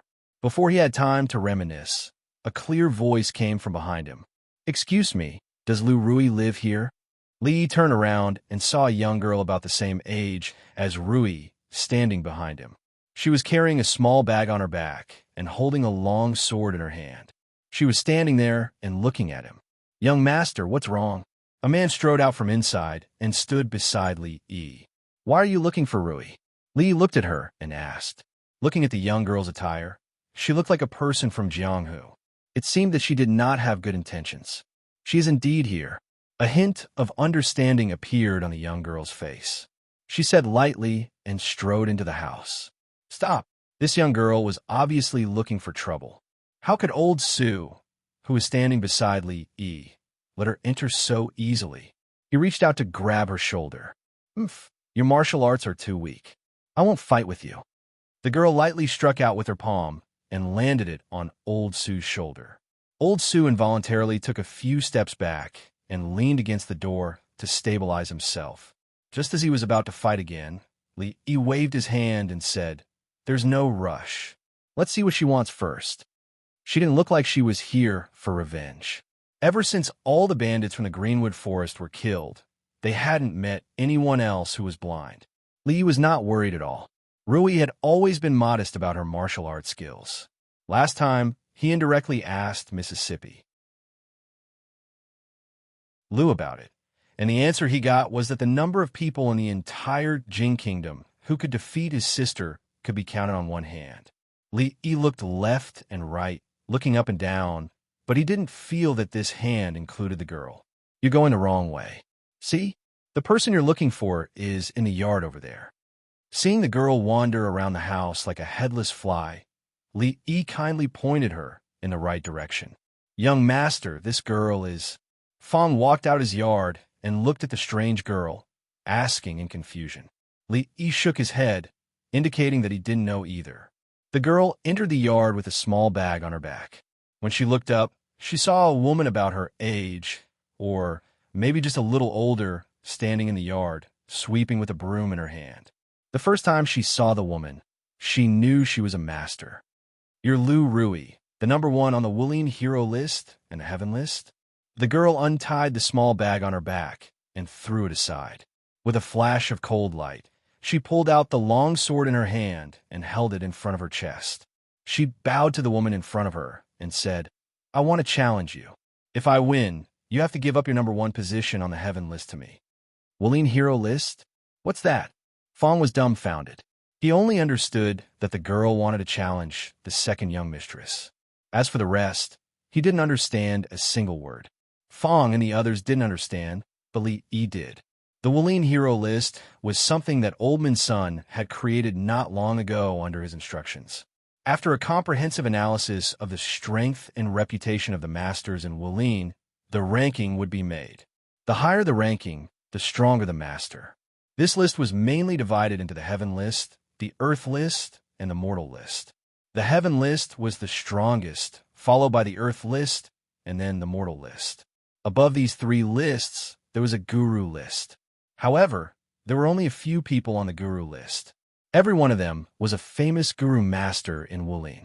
With a stomp of their feet, the whole Wuling would shake. The heaven list, the earth list, and the mortal list had 100 people on each list. Of course, time was limited, so Old Man's son and a few old friends had only sorted out 50 people on the heaven list. In order to ensure the authority of the list, Wu Er found a few friends in the martial arts world to participate in the ranking of the list. Some storytellers in the brothels outside the city made the deeds of the heroes on the list into stories, 1 to 10, 10 to 100. Soon, even an 8-year-old child was familiar with the affairs of the martial arts world. Originally, the people of the martial arts world did not care much about these things. However, the person who made the list seemed to be very familiar with the martial arts world. The heaven list almost covered all the famous top experts in the martial arts world. There was also a very detailed explanation of their ranking order. It was able to convince people. Gradually, it actually gained the recognition of most people. At this time, many people couldn't sit still. Needless to say, those on the guru list were all seniors who had dominated Wuling for decades. They didn't dare to compare with them. The few people at the top of the heaven list had outstanding achievements, so they didn't have any objections to being ranked in front of them. For example, the #1 woman on the heaven list, surnamed Lu, in the past 2 years, the number of masters who had fallen in her hands could not be counted. Dozens of Lulin masters went to find trouble with her, but none of them returned. They were sincerely convinced that she was ranked first. However, those who were on the list were naturally secretly delighted. People lived in this world for nothing more than fame and profit. No matter how high one's martial arts was, it was useless if others didn't know about it. Everyone hoped that their strength would be recognized by others. For scholars, there was a Zhuangyuan, Bangyan, and Tanhua in the imperial examinations. For martial artists, there was a Wulin hero list. It was a very normal thing. However, although there was no first place in literature and no second place in martial arts, which martial artist would be willing to admit that they were second? Li Si, who was ranked 50th on the heaven list, after a little joy, was quickly dissatisfied. That bastard Zhang San was actually ranked 49th on the heaven list. Why was he ranked ahead of him? That bastard was obviously no match for him. If he could defeat him, wouldn't his ranking increase? Little did he know that Zhang San, who was ranked 49th, was also feeling uncomfortable. Years ago, he had fought with Wang Er, who was ranked 48th on the heaven list. Although he lost, he had improved rapidly in the past few years. If he met him again, the outcome was uncertain. Why was he ranked ahead of him? Also, who was that Zhao Yuanwei, who was ranked 40th? Was there such a person in the martial arts world? Of course, those who were not on the list were not very satisfied either. They thought that their strength was greater than those on the list. Why were they not on the list? Of course, no one would think of finding those storytellers to add themselves to the list. That would be laughed at by their peers in the martial arts world. Moreover, they did not know where the list came from. They could not find the person at all. Moreover, he was so familiar with the martial arts world. It meant that he must be someone in the martial arts world. There was no doubt about this. Since he had already acknowledged this list, of course he had to rely on his own strength to get on it. The others on the list could not be underestimated. However, the guy ranked 40th was unheard of. He was the best way to make a name for himself. In short, the martial arts world, which had never been peaceful, was once again stirred up because of this list. Although it could not be described as a reign of terror, the popularity of martial arts competitions was at its peak in the past few decades. Seeing the girl holding a sword in her hand and looking at Rui with an eager expression on her face, Li rubbed the area between his eyebrows, feeling a slight headache. It seemed that he had inadvertently brought quite a bit of trouble to Rui.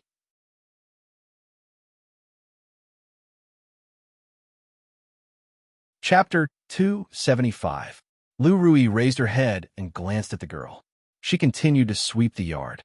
She had heard about the Wulin hero ranking and was unhappy that her name was not on it. If her sister had not stopped her, she would have gone to look for trouble with the second master on the heaven list. She had completely mastered the essence of Tai Chi sword. After her swordsmanship improved, she faced a new bottleneck. This time, it would not be easy to break through. A goal that was too far away would always make people lose motivation.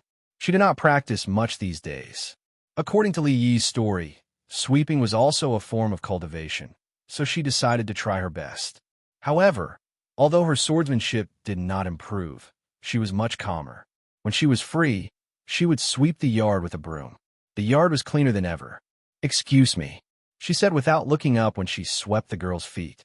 "According to the rules of Jianghu, if you don't accept my challenge, the first place on the heaven list will be mine." The girl was not angry when she was ignored. She did not realize that she had recognized the wrong person.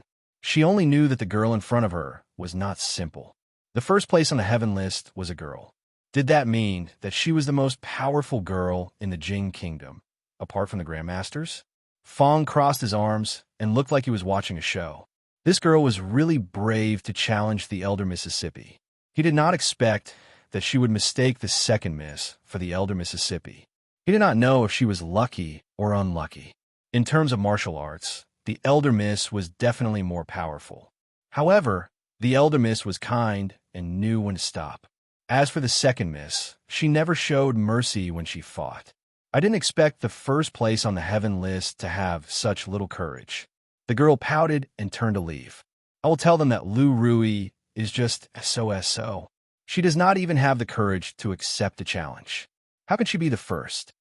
As soon as the words left her mouth, her expression suddenly changed. She whipped her head around, only to find a fair hand resting on her slender neck. Even if she was a martial arts master, the neck was her weakest part. If the hand exerted a little force, her neck would be broken. This is a sneak attack.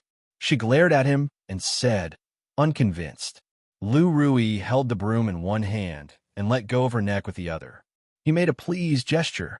She could ignore this young girl's challenge, but she would not allow her to tarnish her sister's reputation. The girl stood in front of her with a sword in her hand and asked, "You don't need a weapon?" Lu Rui was too lazy to respond. Her opponent was this little girl, and she did not even have the interest to draw her sword. Be careful. To a true expert, having or not having a weapon didn't make much of a difference. When she turned around to leave just now, she actually had her guard up, but she still managed to grab his neck. This was enough for him to be careful. When he opened his mouth, the long sword was like a spirit snake, swallowing and spitting out cold light as it pierced forward. Her vision blurred, and the figure of the woman in front of her disappeared. Then she felt a tightness on her neck, and that white palm appeared on her neck again. You fought. You can go. Lu Rui released his hand from her neck and continued to sweep the dust on the ground with the broom. Li looked at her with envy. She was calm, carefree and calm. This was the attitude that a master should have. She had hit the opponent's confidence several times. Even if she lost, she had to make her lose wholeheartedly. In the end, she said calmly, "With your talent, go back and practice hard for 30 years, then come back to me." The temperament of a grandmaster was undoubtedly revealed. Of course, there was a small risk in doing this. If the challenger had the halo of a protagonist, after being humiliated, he would suddenly comprehend a peerless martial art. 3 years later, he would come back again and kill the grandmaster with his sword. At the same time, he would put on an annual drama of a grassroots counterattack. Li Yi did not see the counterattack. The development of the story was a little different from what he had expected. The young girl stood still for a moment and suddenly knelt on one knee. She held the sword with both hands and said loudly, "I can't beat you. Please accept me as your disciple." The young girl's turn was very quick. Fang's mouth opened wide, and his jaw almost dropped. Li Yi looked at her in surprise. He suddenly felt that the challenge was just a cover. Her ultimate goal was to become his disciple. A hint of surprise flashed in Lu Rui's beautiful eyes, but it was soon hidden. She shook her head and said, "You've got the wrong person. I'm not the person you're looking for, and I won't accept you as my disciple. You're much more powerful than me. Only by becoming your disciple can I learn more powerful martial arts. I won't give up." The young girl raised her head and said firmly. The purpose of her trip was to become a disciple. Although she didn't know how good the legendary Lu Rui's martial arts were, the woman in front of her, who was not much older than her, was the most powerful person she had ever seen in her life. Thus, she immediately made up her mind. She picked up the small bag on the ground and carried it on her back. Then she picked up another broom from the corner and swept behind Lu Rui. "Young master, do you want to kick her out?" Fang asked tentatively. "No need. Let her sweep if she wants to," Lu Rui said indifferently before Li Yi could answer. She put down the broom and went into the house. Xiao Huan held Rui's hand and walked out of the house. She asked Li Yi, "Young master, when are we going out to buy?" Who's this sister?" Let's do it. 40 on the hero ranking and heaven ranking. Congratulations, Brother Zhao. I didn't expect Brother Zhao to be so secretive. Brother Zhao was too humble in the past. We were all fooled by you.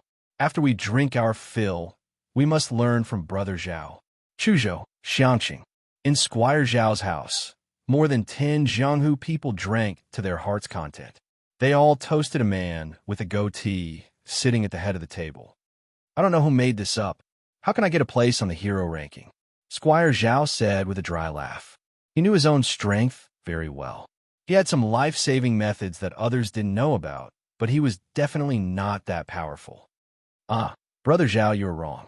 The hero ranking has been recognized by the people of the Jianghu. Everyone is proud to be on the hero ranking. Brother Zhao, you don't have to be humble anymore. someone said with a wave of his hand. Squire Zhao didn't explain this time. This matter was indeed very useful for increasing his reputation. It could probably attract more Jianghu people to join him. It was not a bad thing. Let's drink. He laughed and temporarily changed the topic. Bang! While everyone was drinking happily, there was suddenly a muffled sound from the side. The door of the Zhao mansion collapsed, and dust flew up. A burly figure walked in from outside. Who are you? After being stunned for a moment, someone immediately put down his wine bowl and walked over angrily.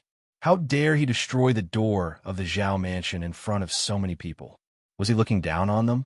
He walked to the side of the burly man and was about to stop him, but he was punched by the burly man. He fell to the ground and spat out a mouthful of blood. His eyes were filled with fear. Seeing this, the people around the table all stood up with murderous gazes. I am Pound of Qingzhou, ranked 41st on the heaven roll. Which one of you is Squire Zhao? I want to see who is ranked ahead of me.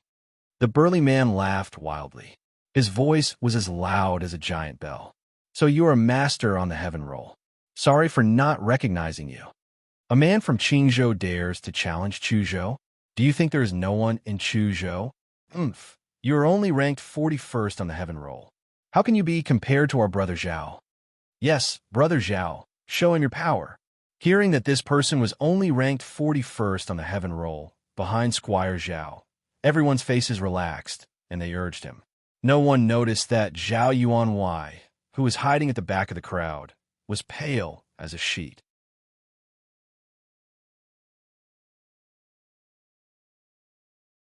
Chapter 276.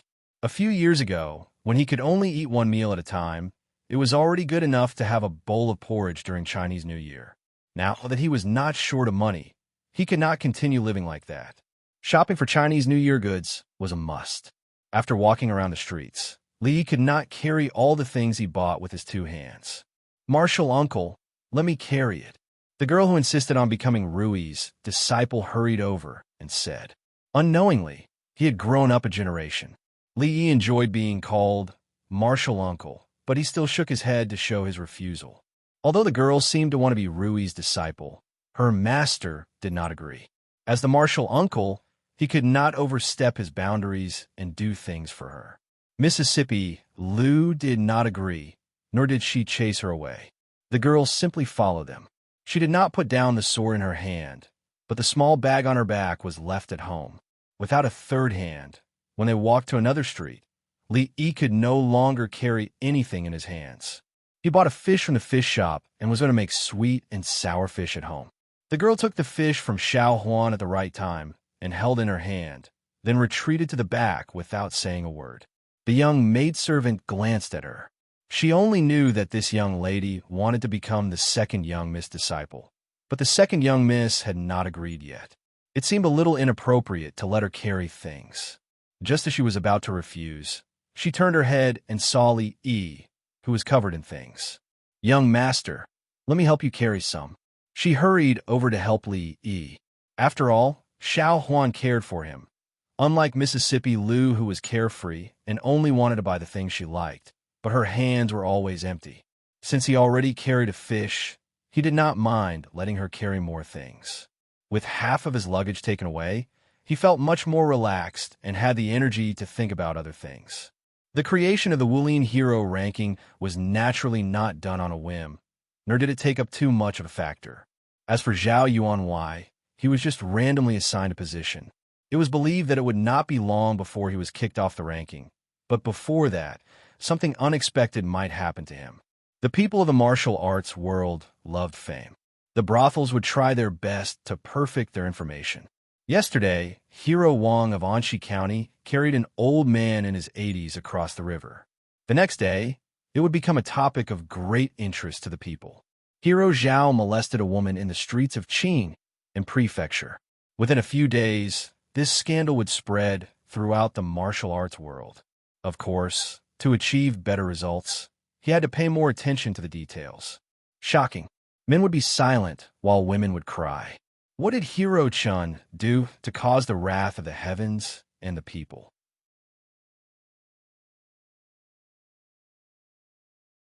Was it the distortion of human nature or the degeneration of morality behind this incident? Welcome to Old Sun's commentary on Jianghu. I'll see you there tomorrow.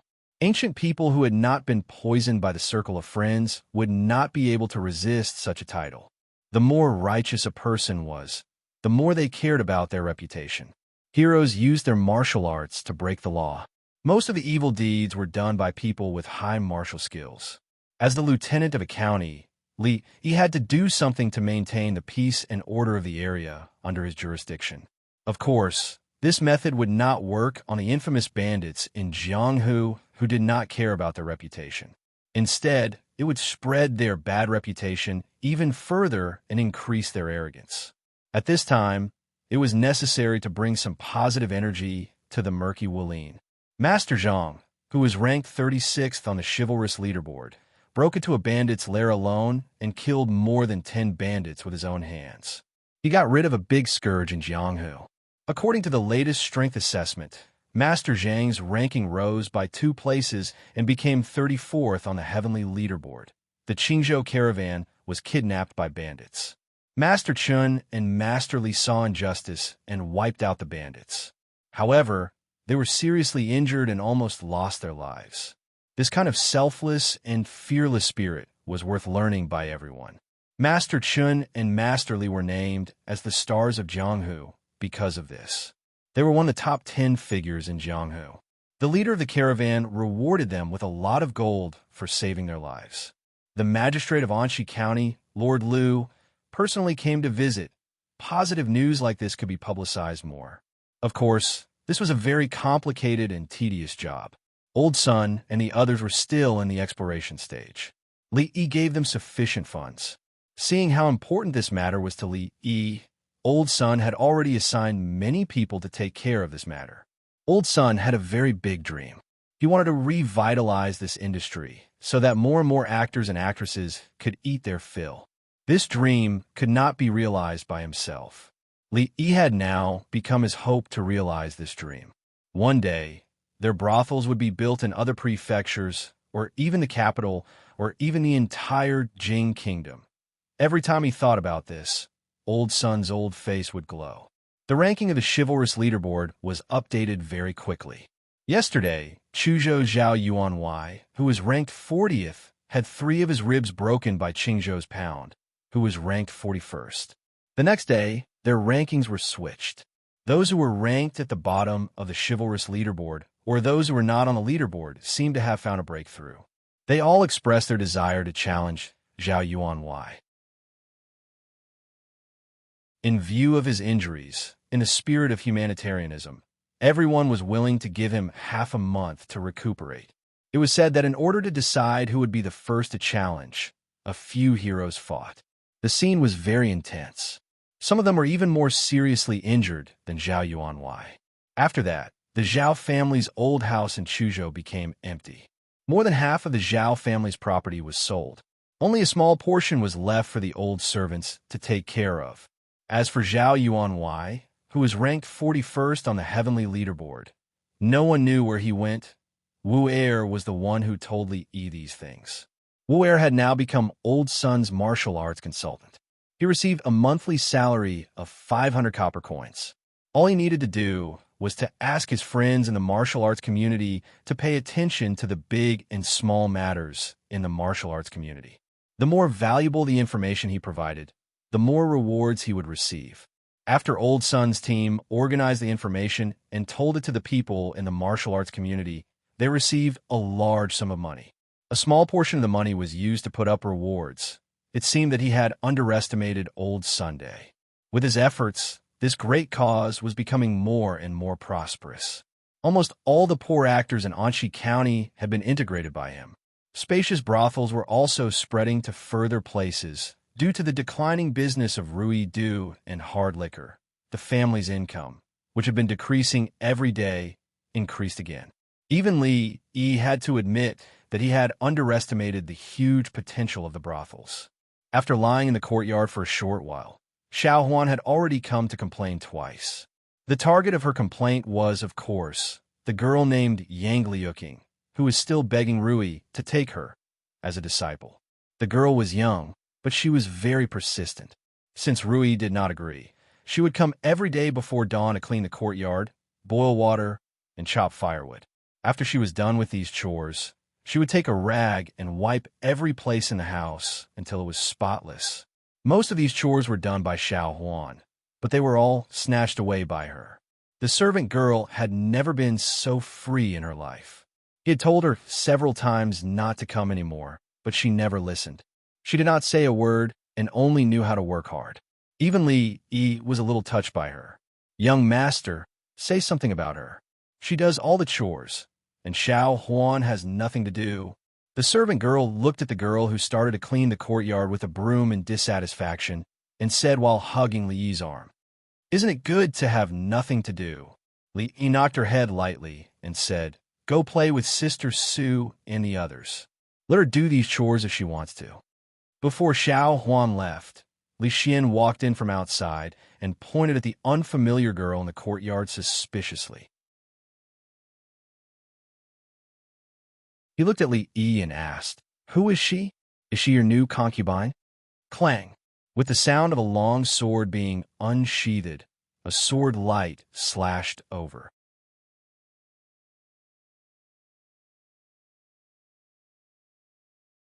Chapter 277.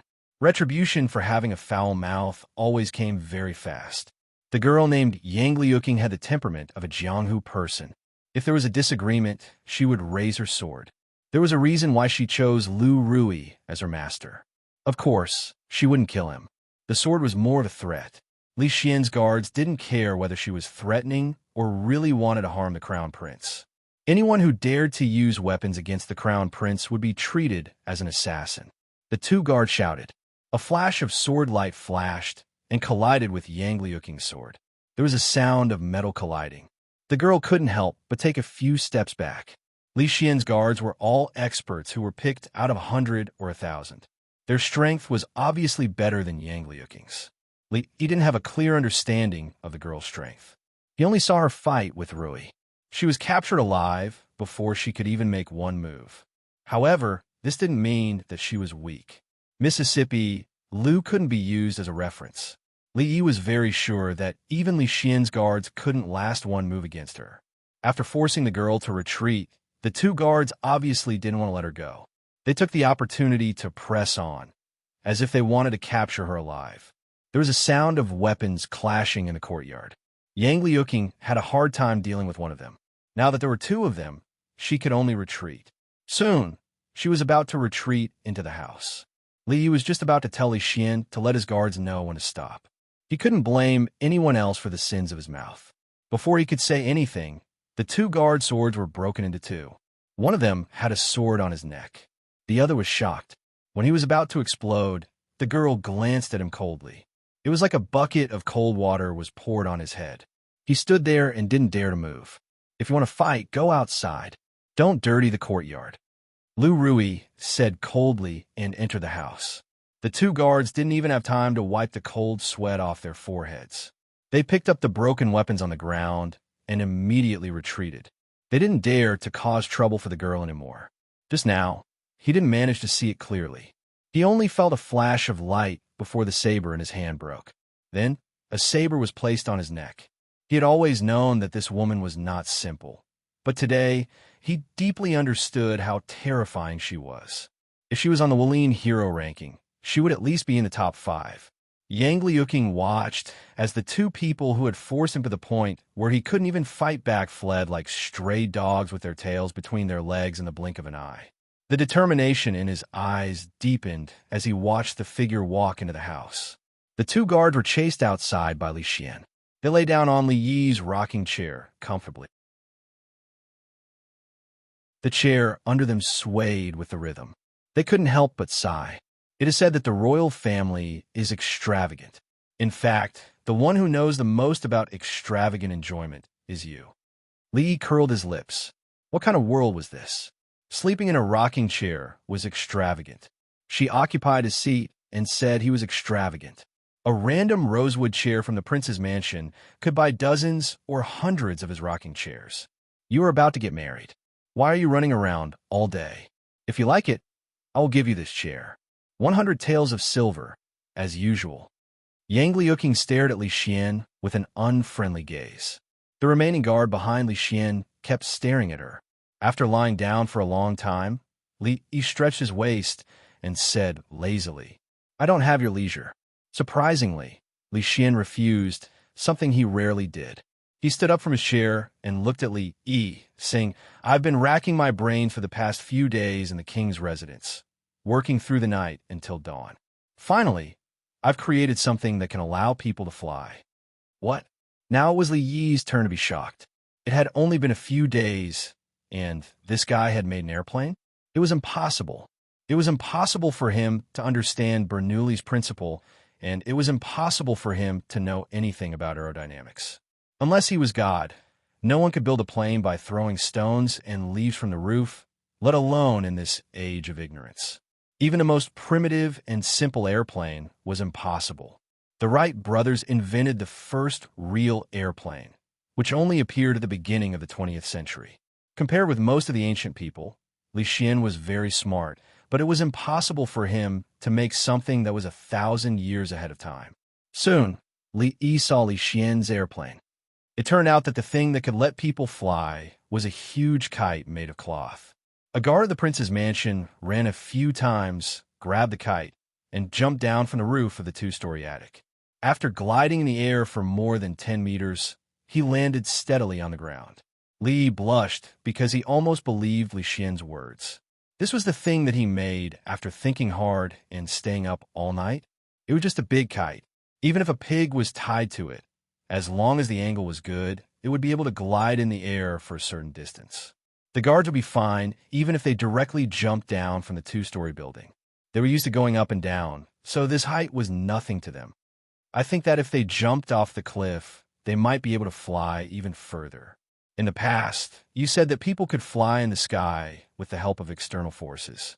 I didn't really believe it, but now I believe it. Li Xian's expression was somewhat proud, as if he had done something very great. Hearing his words, the face of the guard who fell down from the roof turned pale.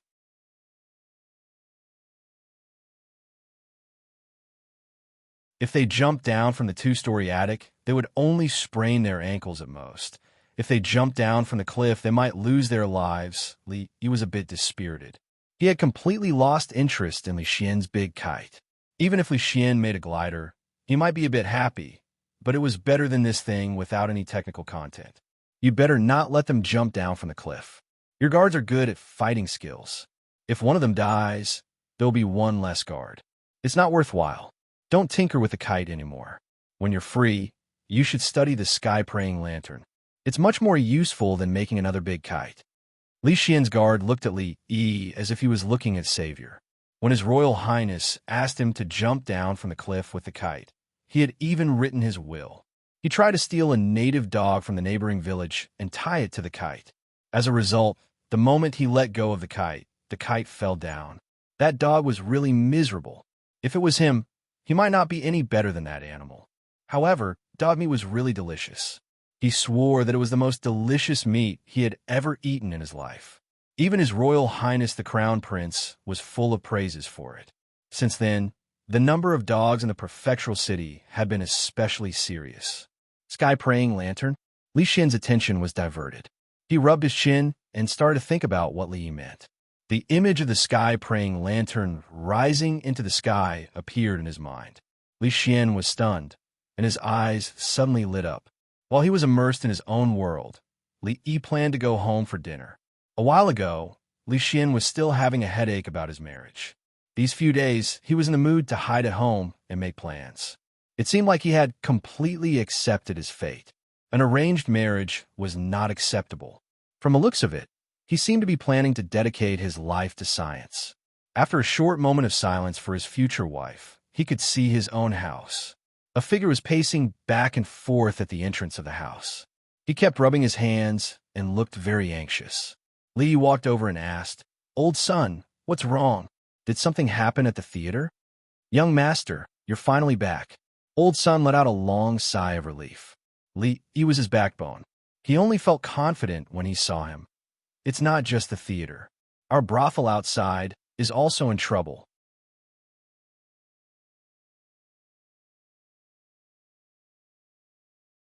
Chapter 278.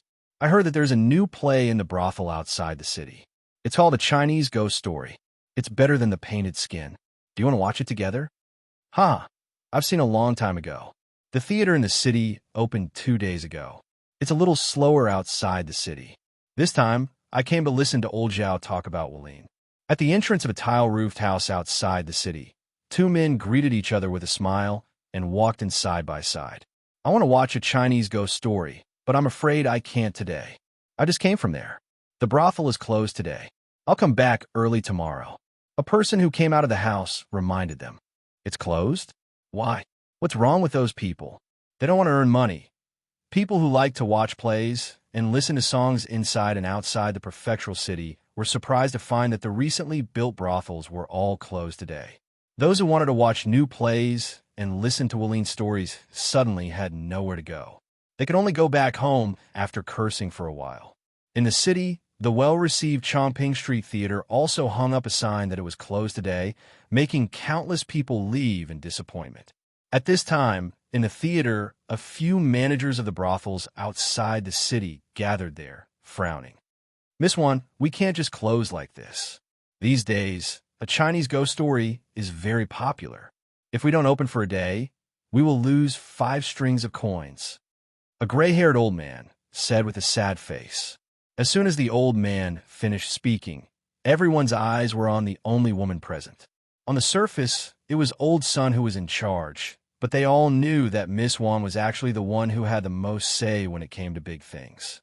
Before Wan Ruoqing could say anything, another old man slammed the table. His beard trembled as he said, "These despicable be asterisk stars. It's not easy for the children to have enough to eat, and now they're plotting against us. We can't hand over the script. It's more important than our lives. They want to buy it just because they have money. This is robbery. Anyway, I don't have many years to live. Even if I have to risk my old life, I will splash their blood." Wan Ruoqing hurriedly said, "Don't worry, Mr. Qian. No one wants to hand over the script. No one wants to give it to them. Mr. Sun is going to solve this problem. He will not let those people succeed." Wan Ruoqing said, "It's difficult." The old man who spoke first sighed and said, "We have no power or influence. What can we use to fight against them? Those children are still lying inside." As soon as the old man finished speaking, everyone saw Old Man Sun accompanying a young man walking over from the back door. "How's the injured?" The young man walked over and asked directly. Everyone looked at the young man with a hint of doubt in their eyes.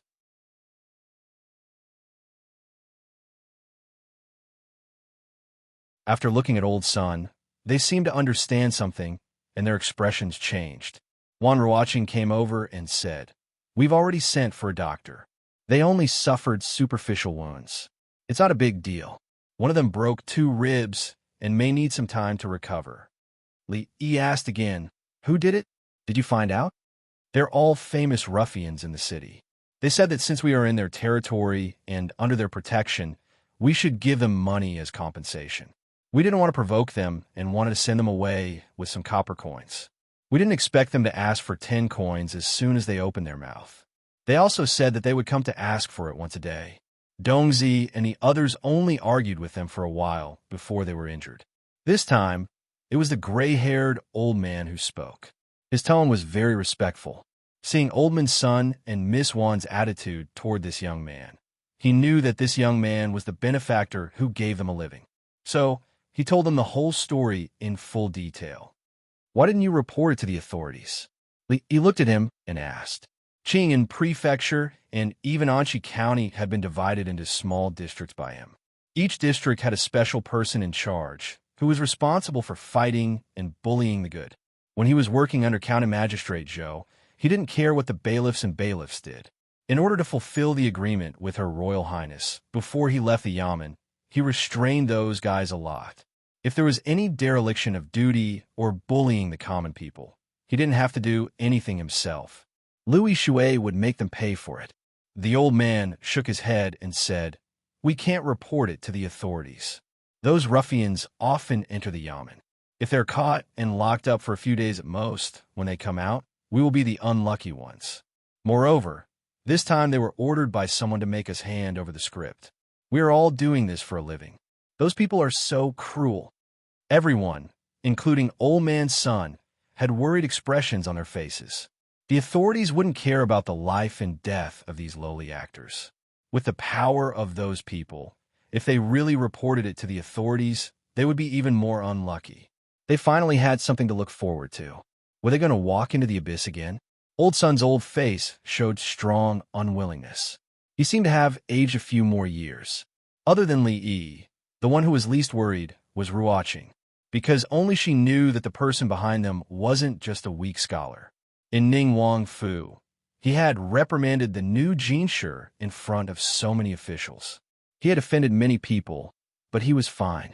On the other hand, Cui Yinxin and Jiang Ziyan hadn't been appointed by the imperial court. Their careers hadn't even started, but they had already reached the end. Old Sun and Old Qian were worried that after reporting it to the authorities, those ruffians would take revenge. Little did they know that the person those ruffians and idlers should be most afraid of was him. Go back. Everything will return to normal. Do what you need to do. I will take care of these things. After Li Yi spoke, everyone looked troubled. Before the matter was resolved, those people wouldn't give up. As soon as they opened the door to perform, those ruffians would definitely follow. Before they could ask what they were worried about, a group of people suddenly rushed in from behind. The man in the lead cracked his knuckles and asked excitedly, "Young master, who are we looking for trouble this time?"